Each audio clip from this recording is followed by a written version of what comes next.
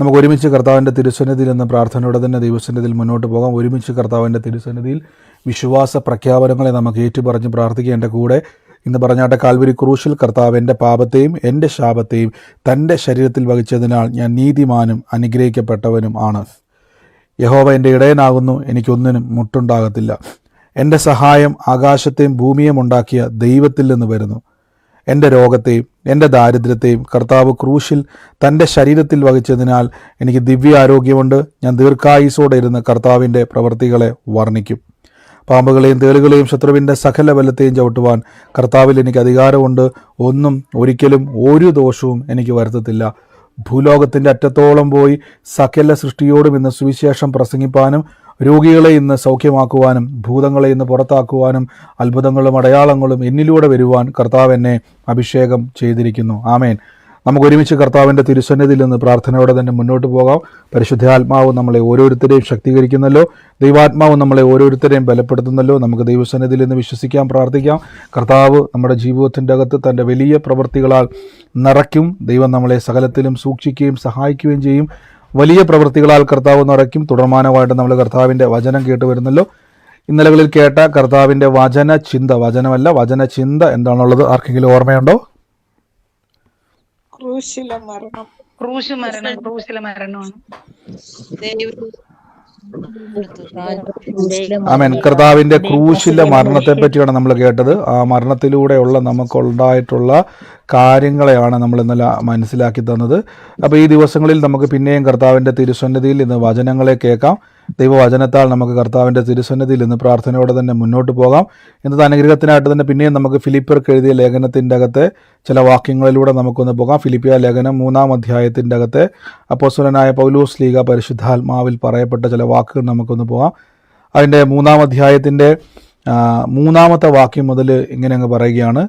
അവിടെ തുടക്കത്തിലെ പൗലോസ് ശ്ലീഹ പറഞ്ഞ വാക്കുണ്ട്, നായ്ക്കളെ സൂക്ഷിപ്പിൻ, ആകാത്ത വേലക്കാരെ സൂക്ഷിപ്പിൻ, വിച്ഛേദക്കാരെ സൂക്ഷിപ്പിൻ, നാമല്ലോ പരിശ. അപ്പോൾ വലിയൊരു കാര്യം പൗലോസ് ശ്ലീഹ പറഞ്ഞിട്ട് താഴേക്ക് അതിൻ്റെ മറുപടി പോലെ പറയണത് ആകാത്ത വേലക്കാരെ സൂക്ഷിപ്പിൻ. അപ്പോൾ അവിടെ ബൈബിൾ എപ്പോഴും നിങ്ങൾ നോക്കിയാൽ മതി, നമുക്ക് പലയിടങ്ങളിലൊരു വാണിങ് ബൈബിൾ തരുന്നുണ്ട്, ആകാത്ത വേലക്കാർ. അപ്പോൾ ഒരു തെറ്റായ ഉപദേശം നമ്മളിലേക്ക് കൈമാറുന്ന ദുരുപദേശത്തെ നമ്മളിലേക്ക് കൊണ്ടുവരുന്ന ഒരു കൂട്ടം എപ്പോഴും എല്ലാ കാലഘട്ടത്തിലും ബൈബിളിൽ നമുക്ക് കാണാൻ പറ്റും. അതിനെ എടുത്തെടുത്ത് ബൈബിളിൽ കർത്താവിൻ്റെ അപ്പോസ്തലന്മാർ വ്യക്തമായി പറയുന്നുണ്ട്. അപ്പോൾ ഇവിടെ 2-ാമത്തെ അധ്യായത്തിൽ ആകാത്ത വേലക്കാരെ സൂക്ഷിക്കുവിൻ എന്ന് പറഞ്ഞു തുടങ്ങിയിട്ട് 3-ാമത്തെ വാക്യത്തിൽ പറയുകയാണ്, നാമല്ലോ പരിച്ഛേദനക്കാർ, ദൈവത്തിൻ്റെ ആത്മാവ് കൊണ്ട് ആരാധിക്കുകയും ക്രിസ്തുവിൽ പ്രശംസിക്കുകയും ജഡത്തിൽ ആശ്രയിക്കാതിരിക്കുകയും ചെയ്യുന്നവർ നാം തന്നെ. ഇവിടെ നോക്കി 3 കാര്യങ്ങളാണ് പൗലോസ് ശ്ലീഹ പറയുന്നത്. 1, നാം പരിച്ഛേദനക്കാർ. 2, ദൈവത്തിൻ്റെ ആത്മാവ് കൊണ്ട് ദൈവത്തെ ആരാധിക്കുകയും ക്രിസ്തുവേശുവിൽ പ്രശംസിക്കുകയും ജഡത്തിൽ ആശ്രയിക്കുകയും. 4 കാര്യങ്ങളാണ് അവിടെ പറഞ്ഞിരിക്കുന്നത്. ആ 4 കാര്യത്തിൽ 1-ാമത്തെ കാര്യമാണ് പരിച്ഛേദനക്കാർ. നിങ്ങൾക്കറിയാമല്ലോ എന്താണ് ഈ പരിച്ഛേദന എന്നുള്ളത്. നിങ്ങൾക്കറിയാം, ബൈബിളിൽ നമുക്ക് ഒത്തിരി ഇടങ്ങളിൽ പരിച്ഛേദന കാണാൻ പറ്റും. നിങ്ങൾക്ക് അതിൻ്റെ അർത്ഥം അറിയാമെന്ന് ഞാൻ വിശ്വസിക്കുന്നില്ലെങ്കിൽ നിങ്ങൾ നോക്കിയാൽ മതി എന്താണ് പരിച്ഛേദന. പരിച്ഛേദന അവിടെ പൗലോസ് ശ്ലീഹ പറഞ്ഞു, നാമല്ലോ പരിച്ഛേദനക്കാർ. അതിൻ്റെ അർത്ഥം ആ കാലഘട്ടത്തിൽ ഒരു കൂട്ടർക്ക് മാത്രമേ പരിച്ഛേദനയുള്ളൂ. പരിച്ഛേദന എന്താണെന്നുള്ളത് ഉൽപ്പത്തി പുസ്തകത്തിൻ്റെ അകത്ത് അതിൻ്റെ 17-ാം അധ്യായത്തിൻ്റെ അകത്ത് 5-ാമത്തെ വാക്യത്തിൽ പറയുന്നു. അബ്രഹാമിനോട് ദൈവം സംസാരിക്കുകയാണ്. 4-ാമത്തെ വാക്യങ്ങൾ നോക്കി, എനിക്കും നിന്നോട് ഒരു നിയമമുണ്ട്, നീ ബഹുജാതിക്ക് പിതാവാകും. നമ്മൾ എപ്പോഴും പറയുന്നതാണ് അബ്രഹാമിനെ പറ്റി. അബ്രഹാമിനോട് ദൈവം പറയണം, എനിക്ക് നിന്നോടൊരു നിയമമുണ്ട്. അപ്പൊ കർത്താവ് പറയുകയാണ്, എനിക്ക് നിന്നോടൊരു വാക്കുണ്ട്, ഒരപേക്ഷയുണ്ട്, ഒരു യാചനയുണ്ടെന്നല്ല പറയുക, ഒരു നിയമം. നിയമത്തിനൊരു പ്രത്യേകതയുണ്ട്. നിയമത്തിൻ്റെ പ്രത്യേകത എന്ന് പറഞ്ഞു കഴിഞ്ഞാൽ, വൺസ് ഒരു നിയമം വന്നു കഴിഞ്ഞാൽ അത് നമ്മൾ പാലിക്കണം. നമുക്കറിയാം, നമ്മുടെ നാട്ടിൽ റോഡുണ്ടെങ്കിലും റോഡിലൊരു നിയമമുണ്ട്. നമുക്ക് ഇഷ്ടമുള്ളതുപോലെ വാഹനം ഓടിക്കാൻ കഴിയത്തില്ല. ആ റോഡ് നമ്മുടെ വീടിൻ്റെ മുമ്പിലാണെങ്കിൽ പോലും ആ റോഡിൻ്റെ അകത്തൊരു നിയമമുണ്ട്. അതേപോലെ അബ്രഹാമോട് പറയണം, അബ്രഹാമേ, എനിക്ക് നിന്നോടൊരു വാക്കല്ല, ഒരു നിയമമുണ്ട്. നിയമം എന്ന് പറഞ്ഞാൽ ഇതൊരു അനുസരണമാണ്, ഇത് ദൈവത്താലുള്ള ഒരു ഉടമ്പടിയാണ്. എന്നിട്ട് പറയാണ്, നീ ബഹുജാതിക്ക് പിതാവാകും. നീ ബഹുജാതിക്ക്, ഇതൊരു നിയമമാണ്. നിയമത്തിന്റെ കീഴിൽ വരുന്ന ഒരു അനുഗ്രഹമാണ് നീ ബഹുജാതിക്ക് പിതാവ്. അതിനർത്ഥം ഈ നിയമം വന്നു കഴിഞ്ഞാൽ നിനക്കിനി തലമുറ ഇല്ലാതിരിക്കുവാൻ കഴിയത്തില്ല, നീ പിതാവാകാതിരിക്കുവാൻ കഴിയത്തില്ല, നീ ബഹുജാതിക്ക് പിതാവാകും. നമ്മൾ പറയത്തില്ല, ഒരു നിയമം വന്നു കഴിഞ്ഞാൽ ആ നിയമം നടപ്പിലായേ പറ്റത്തുള്ളൂ. നിങ്ങളുടെ നാട്ടിൽ ഒരു റോഡുണ്ടെങ്കിൽ ആ റോട്ടിൽ ഒരു വൺ വേ എന്നൊരു ബോർഡുണ്ട് അല്ലേ, അതിലേക്കൂടെ ഒരു വശത്തൂടെ മാത്രമേ വാഹനം ഓടിക്കാൻ കഴിയത്തുള്ളൂ. അത് നിയമമാണ്. ആ നിയമം വന്നു കഴിഞ്ഞാൽ പിന്നെ നിങ്ങൾക്ക് ആ വഴി ഓപ്പോസിറ്റ്, അതിൻ്റെ എതിരെ വാഹനം ഓടിക്കാൻ കഴിയത്തില്ല, വൺ വേ തന്നെയാണ്.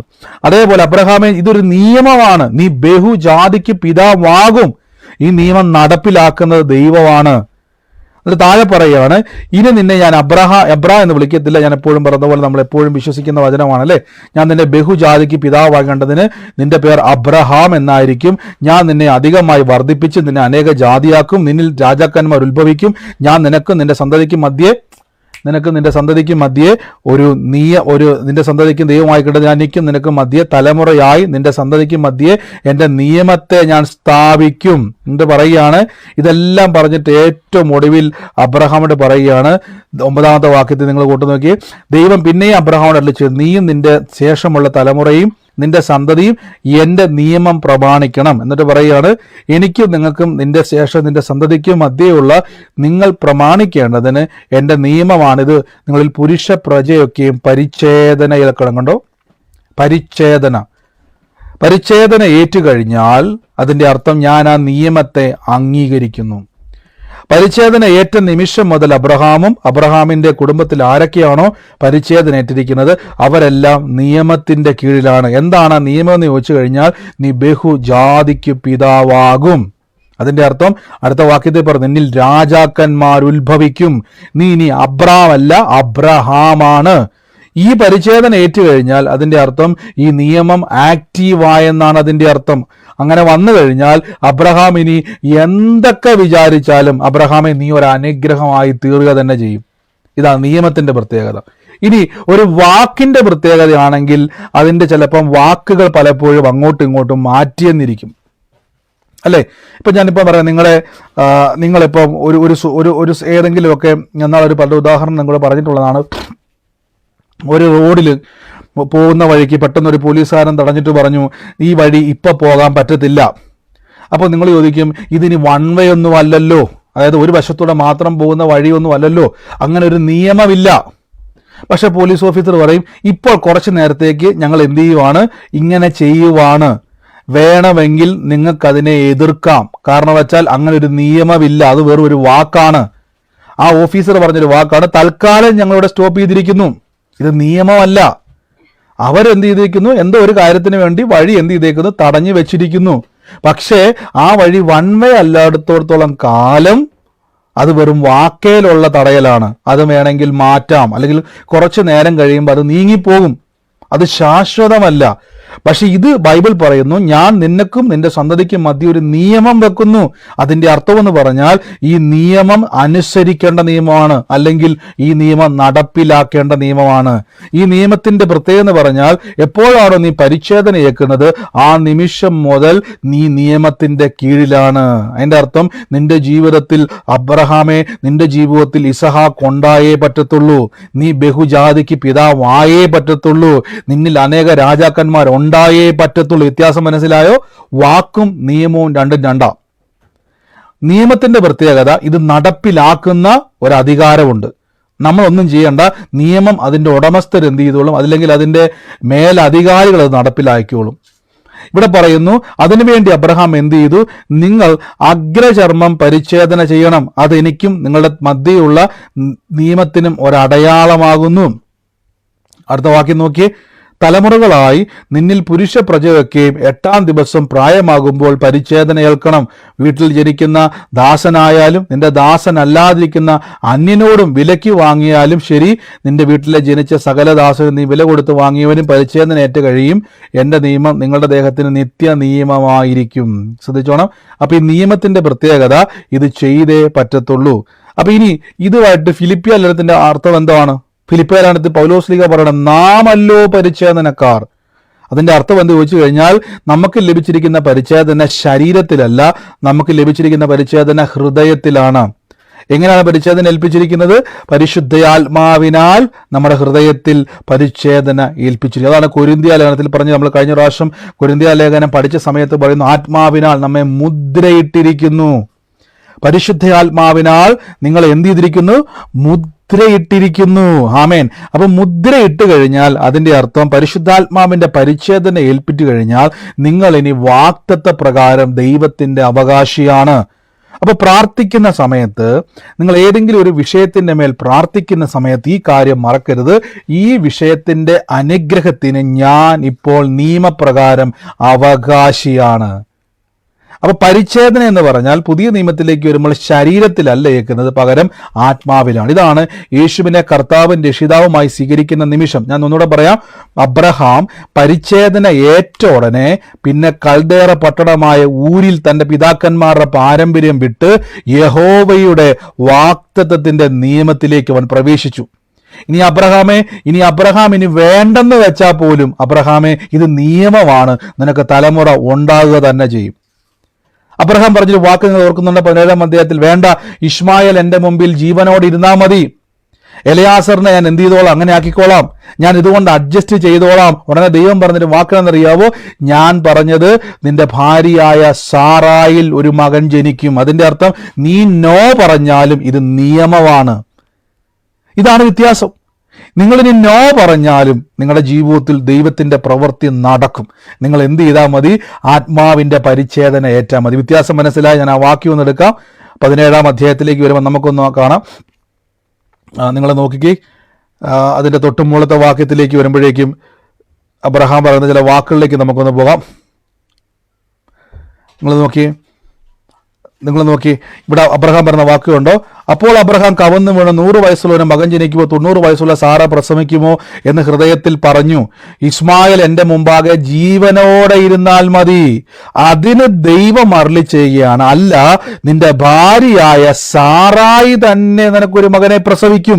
നീ അവന് ഇസഹാക്ക് എന്ന് പേരിടണം. ഞാൻ അവനും അവന്റെ ശേഷം അവന്റെ സന്തതിയോടും എന്റെ നിയമം നിത്യമായി ഉറപ്പിക്കും. ശ്രദ്ധിച്ച്, അതിന്റെ അർത്ഥം അബ്രഹാമെ നീ നോ പറഞ്ഞാലും ഈ പരിച്ഛേദന ഏറ്റുകഴിഞ്ഞാൽ, നീ ഇനി നോ പറഞ്ഞാൽ ഇത് നിയമമാണ്. ഞാൻ ആദ്യം പറഞ്ഞല്ലോ, നിങ്ങളിപ്പോൾ പറയുകയാണ്, ഞാൻ വൺ വേയിലേക്കിടെയൊന്നും ഈ വണ്ടി ഓടിക്കുക, എനിക്ക് സ്വന്തമായിട്ട് ബൈക്കുണ്ട്, ഞാൻ കാശ് കൊടുത്ത് പിടിച്ച കാറാണ്, ഞാൻ ഇൻഷുറൻസ് അടയ്ക്കുന്നുണ്ട്, ഞാൻ ടാക്സ് അടയ്ക്കുന്നുണ്ട്, ഞാൻ പെട്രോൾ ഒഴിക്കുന്നുണ്ട്, എൻ്റെ കാശ് കൊണ്ട് ഞാൻ പെട്രോൾ ഒഴിക്കുന്നുണ്ട്. എന്തൊക്കെ പറഞ്ഞാലും നിയമം നിങ്ങളുടെ കയ്യിലല്ല. സ്വന്തമായി വാഹനം ഉള്ളതുകൊണ്ട് നിങ്ങൾ തീരുമാനിക്കുക, അങ്ങനെയാണെങ്കിൽ ഞാൻ എന്ത് ചെയ്തോളാം, ഇന്നു മുതൽ ആ വൺ വേ തെറ്റിച്ചിട്ട് ഞാൻ കാർ ഓടിക്കാൻ വേണ്ടി പോവുക. അതായത് ഒരു വശത്തൂടെ മാത്രം വണ്ടി ഓടിക്കുക. വൺ വേ നമുക്കറിയാമല്ലോ, എതിരെ നമുക്ക് എന്ത് ചെയ്യാൻ പറ്റത്തില്ല, വണ്ടി വരാൻ പറ്റത്തില്ല. പക്ഷെ എനിക്ക് സ്വന്തമായിട്ട് വണ്ടിയുണ്ട്, ഞാൻ ഓടിച്ച് കാണിക്കാമെന്ന് പറഞ്ഞാൽ നിയമം ലംഘിച്ചു കഴിഞ്ഞാൽ ശിക്ഷ ഉറപ്പാണ്. അബ്രഹാമെ നീ നോ പറഞ്ഞാലും പരിച്ഛേദന ഏറ്റുകഴിഞ്ഞാൽ ഒരു പിശാചിനും എന്ത് ചെയ്യാൻ കഴിയത്തില്ല, നിന്റെ തലമുറയെ തടയുവാൻ കഴിയത്തില്ല. ഇതാണ് പരിച്ഛേദനയുടെ ഏറ്റവും വലിയ ഉറപ്പ്. അതുകൊണ്ട് താഴെ അബ്രഹാമിന് മനസ്സിലായി ദൈവം നിയമജ്ഞനാണ്. താഴേക്ക് വരുമ്പോൾ നമ്മൾ നോക്കിയേ, ഈ വാക്യം നിങ്ങൾ നോക്കിയാൽ മതി.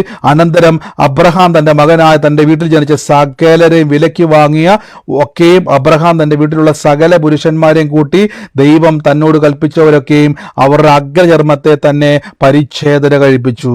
ശ്രദ്ധിച്ച്, അബ്രഹാം പരിച്ഛേദനയേറ്റപ്പോൾ അവന് 90 വയസ്സായിരുന്നു. അവന് മകൻ ഇസ്മായേൽ പരിച്ഛേദനയേറ്റ സമയത്ത് അവന് 13 വയസ്സായിരുന്നു. അബ്രഹാം അവന്റെ മകനായ ഇസ്മായിലും ഒരേ ദിവസം പരിച്ഛേദനയേറ്റു. വീട്ടിലെ ദാസന്മാരും അന്യനും അവന്റെ വിലയ്ക്ക് വാങ്ങി അവരെല്ലാം, വീട്ടിലുള്ള എല്ലാവരും അവന്റെ കൂടെ പരിച്ഛേദന. അതുകൊണ്ടാണ് ഇസ്മായിലിനെ ദൈവം അനുഗ്രഹിക്കാൻ കാരണം. മനസ്സിലായോ?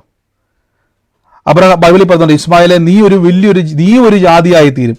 കാര്യം നീയും പരിച്ഛേദന ഏറ്റതുകൊണ്ട്, അനുഗ്രഹത്തിന്റെ കീഴിൽ വന്നതുകൊണ്ടാണ് ഇസ്മായിൽ എന്ത് ചെയ്തത്?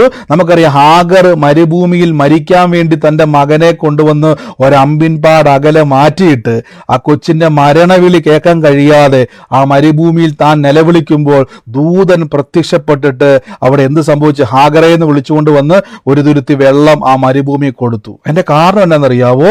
നീയും പരിച്ഛേദന ഏറ്റ ഒറ്റ കാരണത്താൽ, 13-ാമത്തെ വയസ്സിൽ അബ്രഹാം പരിച്ഛേദന ഏറ്റ കാരണത്താൽ. കാര്യം നീ അവകാശിയൊന്നുമല്ല, നീ വാഗ്ദത്ത പ്രകാരം അവകാശിയൊന്നുമല്ല, പക്ഷെ അബ്രഹാമിന്റെ കൂടെ നിന്നുകൊണ്ട് പരിച്ഛേദന ഏറ്റതുകൊണ്ട് നിന്നെ മരുഭൂമിയിൽ പോലും എന്ത് ചെയ്യാൻ കഴിയത്തില്ല, നിനക്ക് നശിക്കാൻ കഴിയത്തില്ല. നിന്റെ നിലവിളി കേട്ട് യഹോവ ദൂതനെ അയച്ചു എന്ന് എഴുതി വെച്ചിരിക്കുന്നത്. അതിന്റെ കാരണം എന്താണെന്നറിയാവോ? നിയമത്തിന്റെ ശക്തി അതാണ്.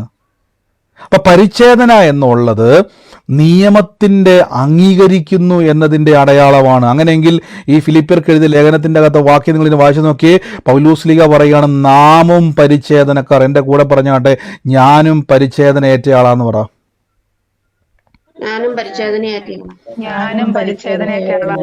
അതായത് പരിശുദ്ധാത്മാവിനെ പുതിയ നിയമത്തിലെ ഹൃദയ പരിച്ഛേദന എന്നാണ് പൗലോസ്ലീഹ പുതിയ നിയമത്തിലേക്ക് പറഞ്ഞത്. ഹൃദയ പരിച്ഛേദന, ആത്മാവിന്റെ പരിച്ഛേദന. അപ്പൊ ആത്മാവിനാൽ നമ്മുടെ ഹൃദയത്തിൽ പരിച്ഛേദന വന്നിരിക്കുന്നു. എങ്ങനെ പരിച്ഛേദന വന്ന് ചോദിച്ചു കഴിഞ്ഞാൽ, യേശുവിനെ കർത്താവും രക്ഷിതാവുമായി സ്വീകരിക്കുന്ന നിമിഷം തന്നെ പരിശുദ്ധ ആത്മാവിനാൽ നിങ്ങളെ ദൈവം മുദ്രയിട്ടിരിക്കുന്നു. ഈ മുദ്ര വീണ് കഴിഞ്ഞാൽ ഇതാണ് പുതിയ നിയമത്തിലെ പരിച്ഛേദന. ഇത് വന്നു കഴിഞ്ഞാൽ പ്രാർത്ഥിക്കുന്ന സമയത്ത് നിങ്ങളുടെ അകത്തൊരു കോൺഫിഡൻസ് വർദ്ധിക്കണം. എന്താണ് ആ കോൺഫിഡൻസ് എന്ന് ചോദിച്ചു കഴിഞ്ഞാൽ, കർത്താവായ യേശുവിൽ വിശ്വസിക്കുന്ന ഞാൻ എന്ന നിയമത്തിന്റെ കീഴിലാണ്. ശ്രദ്ധിച്ചോണം. അങ്ങനെയെങ്കിൽ എൻ്റെ വിഷയത്തിന് ഒരു പരിഹാരം ഉണ്ടാകുമോ എന്നൊരു സംശയത്തിൻ്റെ അകത്ത് ഇനി പ്രാർത്ഥിക്കേണ്ട. പകരം നിങ്ങൾ കർത്താവിലുള്ള ഉറപ്പിൽ മതി, ഇത് നിയമമാണ്. ഈ നിയമത്തിൻ്റെ കീഴിലിരിക്കുന്ന എനിക്ക് എന്തുണ്ട്? അവകാശത്തിൻ്റെ അകത്താണ് ഞാൻ പ്രാർത്ഥിക്കുന്നത്. ഞാൻ ആ വാക്യം ഒന്നും നിങ്ങൾ കാണിച്ചു തരാം. 2 കൊരിന്ത്യർക്ക് എഴുതിയ ലേഖനം അതിൻ്റെ 1-ാം അധ്യായത്തിൻ്റെ 22-ാമത്തെ വാക്യത്തിൽ ഞാൻ ആ വാക്യം ഒന്ന് വായിക്കാം. നിങ്ങൾ നോക്കിയ വാക്യം 21 മുതൽ ആ വാക്യം ഒന്ന് നിങ്ങൾ കണ്ടേ. 22 മുതൽ ആ വാക്യം നോക്കി. നിങ്ങളുടെ കൂടെ ക്രിസ്തുവിൽ ഉറപ്പിച്ചു നമ്മെ അഭിഷേകം ചെയ്തതുപോലെ അവൻ നമ്മെ മുദ്രയിട്ടും ആത്മാവെന്ന അച്ചാരം നമ്മുടെ ഹൃദയത്തിൽ തന്നുമിരിക്കുന്നു. നിങ്ങളെ എന്നിട്ട് പറയാണ്, നമ്മളെ മുദ്രയിട്ടും, ശ്രദ്ധിച്ച്, നമ്മെ മുദ്രയിട്ടും ആത്മാവെന്ന അച്ചാരം നമ്മുടെ ഹൃദയത്തിൽ തന്നുമിരിക്കുന്നു. അപ്പൊ ആത്മാവിന്റെ പരിച്ഛേദന ഏറ്റുവെന്ന് മറ്റൊരു ഭാഗത്ത് പറഞ്ഞിട്ടുണ്ട്. അപ്പൊ പരിശുദ്ധാത്മാവിനാൽ നമ്മെ മുദ്രയിട്ട നിമിഷം മുതൽ പൗലോസ് പറയുകയാണ്, നിങ്ങൾ ഈ നിമിഷം മുതൽ വാഗ്ദത്ത പ്രകാരം, ദൈവത്തിന്റെ നിയമപ്രകാരം ദൈവത്തിന്റെ അവകാശികളാണ്. അതുകൊണ്ടാണ് അബ്രഹാമിന്റെ കൂടെയുള്ളവരും അബ്രഹാമിനെ ഒരു പിശാചിനും തന്റെ അനുഗ്രഹത്തെ തടയുവാൻ കഴിയത്തില്ല, ഒന്നിനും കഴിയത്തില്ല. എന്തുകൊണ്ടെന്നാൽ ഇത് നിയമത്തിന്റെ കീഴിലേക്ക് പ്രവേശിക്കുകയാണ്. ആമേൻ. ഇനി ഫിലിപ്പിയർ നോക്കിയേ, ദൈവത്തിന്റെ ആത്മാവ് കൊണ്ട് ആരാധിക്കുകയും ക്രിസ്തുവിൽ പ്രശംസിക്കുകയും ജഡത്തിൽ ആശ്രയിക്കുകയും ചെയ്യുന്ന നാം തന്നെ. അപ്പൊ 3 കാര്യങ്ങൾ പിന്നെയും പറയുകയാണ്. ഒന്ന് ദൈവത്തിന്റെ ആത്മാവ് കൊണ്ട് ആരാധിക്കുകയും. അപ്പൊ നാം പരിശുദ്ധാത്മാവിൽ അന്യഭാഷ പറഞ്ഞ് ദൈവത്തെ ആരാധിക്കുമ്പോൾ നമുക്ക് ലഭിക്കുന്ന ഏറ്റവും വലിയ കൃപ ആത്മാവ് കൊണ്ട് നാം ആരാധിക്കുകയാണ്, ബുദ്ധി കൊണ്ടല്ല, ആത്മാവ് കൊണ്ടാണ്. കുറെ കാണാപ്പാടം പിടിച്ചു വെച്ച പ്രാർത്ഥന നമ്മൾ കൊണ്ടുവന്ന് പറയുന്ന പരിപാടിയല്ല, പകരം പരിശുദ്ധാത്മാവിനാൽ നാം ദൈവത്തെ യേശു പറഞ്ഞില്ലേ, ശമരിയ സ്ത്രീയോട് പറയുന്നുണ്ടല്ലോ, ദൈവത്തെ ആത്മാവിലും സത്യത്തിലും ആരാധിക്കുന്ന സമയം വരുന്നുണ്ട്. ആമേൻ. സത്യനമസ്കാരികൾ ദൈവത്തെ ആത്മാവിലും സത്യത്തിലും ആരാധിക്കും. അപ്പൊ ആത്മാവിൽ ആരാധിക്കുന്ന ആരാധനയുണ്ട്. റോമാലേഖനത്തിലേക്ക് ഇങ്ങനെ പറഞ്ഞൊരു വാക്കുണ്ട്, നാം ബുദ്ധി കൊണ്ടും പ്രാർത്ഥിക്കും, ആത്മാവ് കൊണ്ടും പ്രാർത്ഥിക്കും. ഞാൻ ബുദ്ധി കൊണ്ടും സ്തുതിക്കും, ആത്മാവ് കൊണ്ട് സ്തുതിക്കും. അപ്പൊ ആത്മാവ് കൊണ്ട് നമുക്ക് എന്ത് ചെയ്യാൻ പറ്റും? ആരാധിക്കാൻ പറ്റും. അതെപ്പോഴാണ് ലഭിക്കുന്നത് ചോദിച്ചു കഴിഞ്ഞാൽ, അതാണ് ഞാൻ പറഞ്ഞ ആത്മതലങ്ങളിലേക്ക് നമുക്ക് കയറിപ്പോകാൻ പറ്റും, ആത്മതലങ്ങളിലേക്ക് നമുക്ക് പ്രവേശിക്കുവാൻ കഴിയും. അടുത്ത വാക്യത്തിൽ പറയുന്ന ക്രിസ്തുവിൽ പ്രശംസിക്കുകയും ജഡത്തിൽ ആശ്രയിക്കുകയും ചെയ്യാത്തവർ. ഇത് രണ്ടും ഒരേ ഒരു വാക്യമാണ്. ഒന്ന് ക്രിസ്തുവിൽ പ്രശംസിക്കുന്നവർ, ജഡത്തിൽ ആശ്രയിക്കാൻ കഴിയാത്തവർ. ഇവിടെയാണ് പലപ്പോഴും നമ്മൾ ഏറ്റവും കൂടുതൽ ഒരു വിഷയം, നമ്മുടെ പ്രശ്നത്തിലൂടെ നമ്മൾ അകപ്പെട്ട് കഴിയുമ്പം പലപ്പോഴും നമ്മുടെ അകത്തൊരു ചിന്ത ഉണ്ടാകാറുണ്ട്, നമ്മുടെ പ്രാർത്ഥനയുടെ കുറവ് കൂടുതലുകൾ പലപ്പോഴും നമ്മളെ വേട്ടയാടും. പൗലോസ്ലീഹ ഇവിടെ പറയുകയാണ് ക്രിസ്തുവിൽ പ്രശംസിക്കുക. അതിൻ്റെ അർത്ഥം പുകഴുവാനൊന്നുമില്ല. ഞാൻ ആ താഴത്തെ വാക്യം വായിച്ചെന്ന് കുറച്ചുകൂടെ മനസ്സിലാവും. എന്നിട്ട് പൗലോസ്ലീഹ, പക്ഷേ എനിക്ക് ജഡത്തിൽ ആശ്രയിപ്പാൻ വകയുണ്ട്. അപ്പൊ ഞാൻ ആദ്യം തന്നെ പറഞ്ഞല്ലോ, പൗലോസ്ലീഹ പറയുന്നുണ്ട്, ഇത് ആരോടൊക്കെയോ പൗലോസ്ലീഹ ഈ ഫിലിപ്പിയർക്ക് എഴുതിയ ലേഖനത്തിന്റെ അകത്ത് എവിടെയോ ഒരു കൺഫ്യൂഷൻ കൊണ്ടുവരുന്ന ഒരു കൂട്ടം യഹൂദന്മാർ അവിടെയുണ്ട്. അതായത് രക്ഷിക്കപ്പെട്ട ആൾക്കാരെ പിന്നെയും നിയമത്തിന്റെ കീഴെ കൊണ്ടുവന്നിട്ട് പഴയ പാരമ്പര്യം പറഞ്ഞുകൊണ്ട്, മോശ കൽപ്പിച്ചിരിക്കുന്ന കൽപ്പനകളും പറഞ്ഞുകൊണ്ട്, ന്യായപ്രമാണ പുസ്തകവുമായിട്ട് വന്നുകൊണ്ട് ഇങ്ങനെ നിന്റെ വിശ്വാസം മാത്രം നിനക്ക് പോരാ, പ്രവൃത്തിയും കൂടെ വേണം എന്ന് പറഞ്ഞ് പഠിപ്പിക്കുന്ന ഒരു കൂട്ടം അവരുടെ ഇടയിലേക്ക് വന്നപ്പം അവരോടും അവരുടെ ഉപദേശത്താൽ കുടുങ്ങിപ്പോയവരോടും ഇനി നമ്മളെപ്പോലെയുള്ള ആൾക്കാർക്ക് കുടുങ്ങി പോകാതിരിക്കാൻ വേണ്ടിയും പൗലോസ്ലീഹ പറയുകയാണ്. എന്താണ് ജഡത്തിൽ ആശ്രയിക്കാതിരിക്കാതെ പറയാൻ കാരണം? തൊട്ട് താഴെ പൗലോസ് പറയാണ്, അങ്ങനെയാണെങ്കിൽ എനിക്ക് ജഡത്തിൽ ആശ്രയിപ്പാൻ വകയുണ്ട്. അപ്പൊ തൊട്ടുമുകളിൽ പൗലോസ് പറഞ്ഞ് ക്രിസ്തുവിനെ ആരാധിക്കുകയും ക്രിസ്തുവിനെ പ്രശംസിക്കുകയും ജഡത്തിൽ ആശ്രയിക്കുകയും ചെയ്യാത്തവരല്ലോ നാം. എന്നിട്ട് പറയും എനിക്ക് ജഡത്തിൽ ആശ്രയിക്കാൻ വകയുണ്ട്, മറ്റാർക്കും ഇല്ലതാനും.